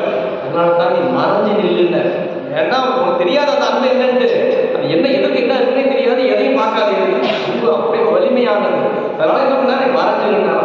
இப்படி செய்யறாரு. கண்ணில் குருதி விளைகிறது, வடிகிறது. அவனை மட்டுமே அறிகின்ற அந்த அறிவு, அது ஒரு துன்பத்தில் ஆழ்ந்து இருக்கின்றது என்பதை நான் பார்க்கிறேன். அது துன்பத்தில் இருக்குது. இப்ப என்ன பண்ணுது? தன்னை இழக்கவும் முற்படுகிறது. நம்ம கண்ணை எடுத்து வச்சுட்டா அந்த குருதி நிற்கும் நினைக்கிற நினைப்பு இருக்கு இல்லையா, அதுதான் உண்மையான அறிவு. அதுதான் அன்பு. அன்பினுடைய உச்சமாக சொல்லப்படுவது. மணிவாசகர் எனக்கு தெரிஞ்ச 63 நாயன்மார்ல கண்ணப்பரை தான் எடுக்கிறார். இதுக்கப்புறம் சண்டேஸ்வரர் சொல்றாரு, மணிவாசகர் குறிப்பிடுகின்ற நாயன்மார் 20 மிக முக்கியமா 2 முறை குறிப்பிடுகின்ற ஒருவர் கண்ணப்பர் தான். அந்த அன்புக்கு என்ன சொல்றது? மணிவாசகர் யோசிக்கிற என்ன சொல்றது? அந்த அன்புக்கு ஒப்புமே கிடையாது சொல்லலாம். கண்ணப்பன் ஒப்பதோர் அன்பு இனிமை. அது என்னவா? இன்மை அன்பாது. அதுக்கு மேல ஒரு அன்பே கிடையாது. அதுக்கு மேல ஒரு அன்பே கிடையாது. அன்பு இன்மை கண்டது. அந்த அன்பையே பார்த்துட்டு கூட என்னையும் போய் கூட்டார் பாரு சாமி. என்னப்பன் என்னொப்பில் என்னையும் ஆட்கொண்டு என்னையும் கூட்டார் தான் பார்த்து. ஒரு அன்பு என்ன அன்பு? அது அன்புக்கு ஒரு இலக்கணம் தெரியுமா? அது இன்மை அன்பு. இன்மை அன்புனா அதுக்கு மேல ஒரு அன்பே கிடையாதுன்னு நிர்ணயிக்கிறார் மணிவாசகர் சொல்றார். அதுக்கு மேல ஒரு அன்பு கிடையாது. அந்த அன்பை பார்க்க கூட சாமி என்ன பண்ணார் தெரியுமா? என் கூப்பிட்டார், நான் காட்டுறேன், நீ எதிர அன்பெல்லாம் யாரே போய் என் அன்பும் போய் பொய்யான அன்புனா, ஆனா அதையும் எடுத்துட்டார் சாமி. கண்ணப்பர் அன்பை பார்க்கும் நம் அன்பையும் பெருமான் ஏற்கின்றானே கண்ணப்பனுக்கு எவ்வளவு அதான் அணைந்தோர். எப்படி அந்த நிலை எப்படி பெறுகின்றார்கள்? அவர்கள் அறிவது அவனை மட்டுமே. பாடல பாருங்க, எல்லாம் அறிவும் அறிவு முடிவும் இங்கு இவர் ஒன்று அல்லாது அறியார். அவர்கள் என்ன பண்ணுவாங்களாம்? வேறு ஒன்றையும் அறிய மாட்டார்கள், திருவருளையே திளைத்து விளங்குவார்கள், அவனை மட்டுமே அறிந்து விளங்குவார்கள் என்று சொல்லி அடுத்ததாக இன்னொரு பாடம்.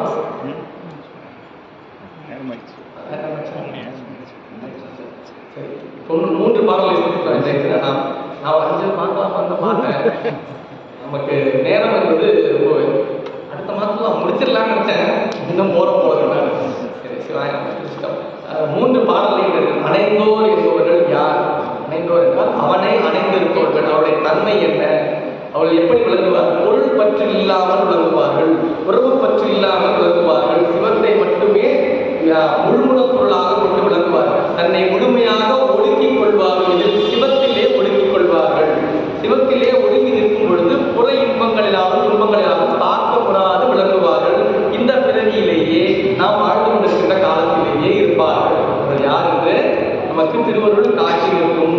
அவர்கள் பொருள் பற்றி இல்லாமல் புகழ் பற்றி இல்லாமல் விளங்குவார்கள். அவர்கள் அறிந்த அறிவு என்பது சிவத்தை மட்டுமே தவிர சிவத்தை அல்லாத ஒன்றையும் அவர்கள் அறிய மாட்டார்கள். அதுதான் அறிய மாட்டார், அல்லாது அறியார் அற. மற்றவற்றை இருந்து அறிவதை அவர்கள் நீக்கிக் கொள்வார்கள். மற்ற பொருளை அறிய தொடங்கிவிட்டால் அது என்ன ஆகும்னா அனுபவமா மாறிடும். சிவத்தை அறிய முற்படும் பொழுது அதில் அழிந்து நிற்கும் பொழுது வினை இருக்காது. பொருள்களை அறிய முற்படும் பொழுது வினை ஏற ஆரம்பிச்சோம். நாம் அழுந்தி அறிவதனால் மட்டும்தான் வினைகள் வருது. ஞாபகம் வச்சுங்க, எப்போது வினை நமக்கு வருது? பொருள்களை அழுந்து அருமையா இருந்துங்கய்யா அப்படி சாப்பிட்டோம்னா வினையிடும். ரொம்ப அருமையா எதெல்லாம் பார்க்கறது, பேசுறது, கேட்கறது எல்லாம் அருமையா போச்சுனால என்ன ஆயிடும்? ஏறிடும். அந்த நிலைப்பாடு இல்லாமல் அந்த பொருளை தூய்ப்போமே, ஆனால் அது என்ன ஆகும்? அவர்களும் அந்த பொருள்களை எல்லாம் தூக்கின்றார்கள், ஆனால் அவர் வினை ஏறுவதில்லை. காரணம், அவர்கள் சிவத்தில் அழுத்தி அந்த பொருளை தூக்கின்றார்கள். அதனால அவர் அனுபவம் கிடையாது. ஏனென்றால் அது வியாபிய பொருள், அது வியாபக பொருள். அது இந்த வியாபக பொருளை தன்னை அடக்கிக் கொள்ளும் பொழுது அதன் வியாபக பொருளுக்கு எப்படி வினை ஏறாதோ அதில் அடக்கி நிற்கின்ற இவர்களுக்கும் வினை ஏறாது. அதனாலதான் அணைந்தோர் என்பவர்கள் மற்றவர்களிருந்து வேறுபட்டவர்கள். அந்த நிலைக்கு நம்மை ஏற்றிச் செல்வதுதான் திருவருள் பயன். திரு அருள் பயன் என்பது, திரு என்பது சிவம், அருள் என்பது அருள், அருள் தான் பெரிய அருள். பயன் என்பது ஆனந்தம். சத்து சித்து ஆனந்தம் என்பதுதான் திரு அருள் பயன் என்பதாக. ஆனந்தத்தை தூக்கக்கூடிய நிலையில் இருப்பது எது என்றால் உயிர் தான். ஆனந்தத்தை தந்து கொண்டே இருக்க தயாராக இருப்பது என்றால் இறைவன் தான். அந்த அருளை எப்படி நாம் பெற இருக்கின்றோம், பெற்று எப்படி நாம் ஆனந்தத்திலே திளைத்து இருக்கின்றோம் என்பதை தான் நமக்கு திருவருள் பயன் விளங்குகிறது என்று சொல்லி இந்த தினம் இந்த 3 குறளோடு நிறைவு செய்து நாம் நிறைய பாடல்களை சிந்திப்பதையும் தாண்டி நிறைவான குறள்களை சிந்திப்போம், நிறைவான நாம் அருளை பெறுவோம் என்று சொல்லி நல்ல வாய்ப்பை இடையே ஒவ்வொரு மாதமும் இந்த சிந்தனைகளை எல்லாம் செவிமடுக்கும்படி செய்து கொண்டிருக்கூடிய நம்முடைய தெய்வீக சித்தாந்த இலக்கிய மன்றத்தினுடைய அன்பர்களுக்கும் குறிப்பாக அருகுநாதர் ஐயா அவர்கள் மன்னார்களுக்கும் அவர் உடனாக பணி செய்து கொண்டிருக்கக்கூடிய அன்பர்கள் பண்ணலாம் அனைவரை ஐயா உள்ளிட்ட அன்பர்களுக்கு இருந்து கேட்ட அறியாத மக்கள் மக்கள் அனைவரும் திருவிகளுக்கும் இந்த அற்புதமான திருத்தலம் தாந்தோண்டீஸ்வரர் திருத்தலம் இங்கே எனக்கு 3வது முறையாக ஒவ்வொரு முறையும் வரும் பொழுதும் அந்த திருக்கோயில் சிவாச்சாரியார் மற்ற அன்பர்கள், திருக்கோயில் அன்பர்கள் எல்லோரும் அன்பு பாராட்டுகின்ற அந்த நிலையை பார்க்கும் பொழுது இந்த முதல் நாள் அன்பு போலவே ஒவ்வொரு நாளும் நம்ம எதிர்காட்டுகின்ற அன்பு அந்த அன்பர்கள் முன்னாள் கோடிகளையும் சிவாச்சாரியார் மக்களையும் திருக்கோயில் ஊழியர்கள் மற்றும் நிர்வாக மக்களுடைய திருவடிகளை எல்லாம் மனைவி வைத்து திருமுறைகளை சிந்திப்போம்.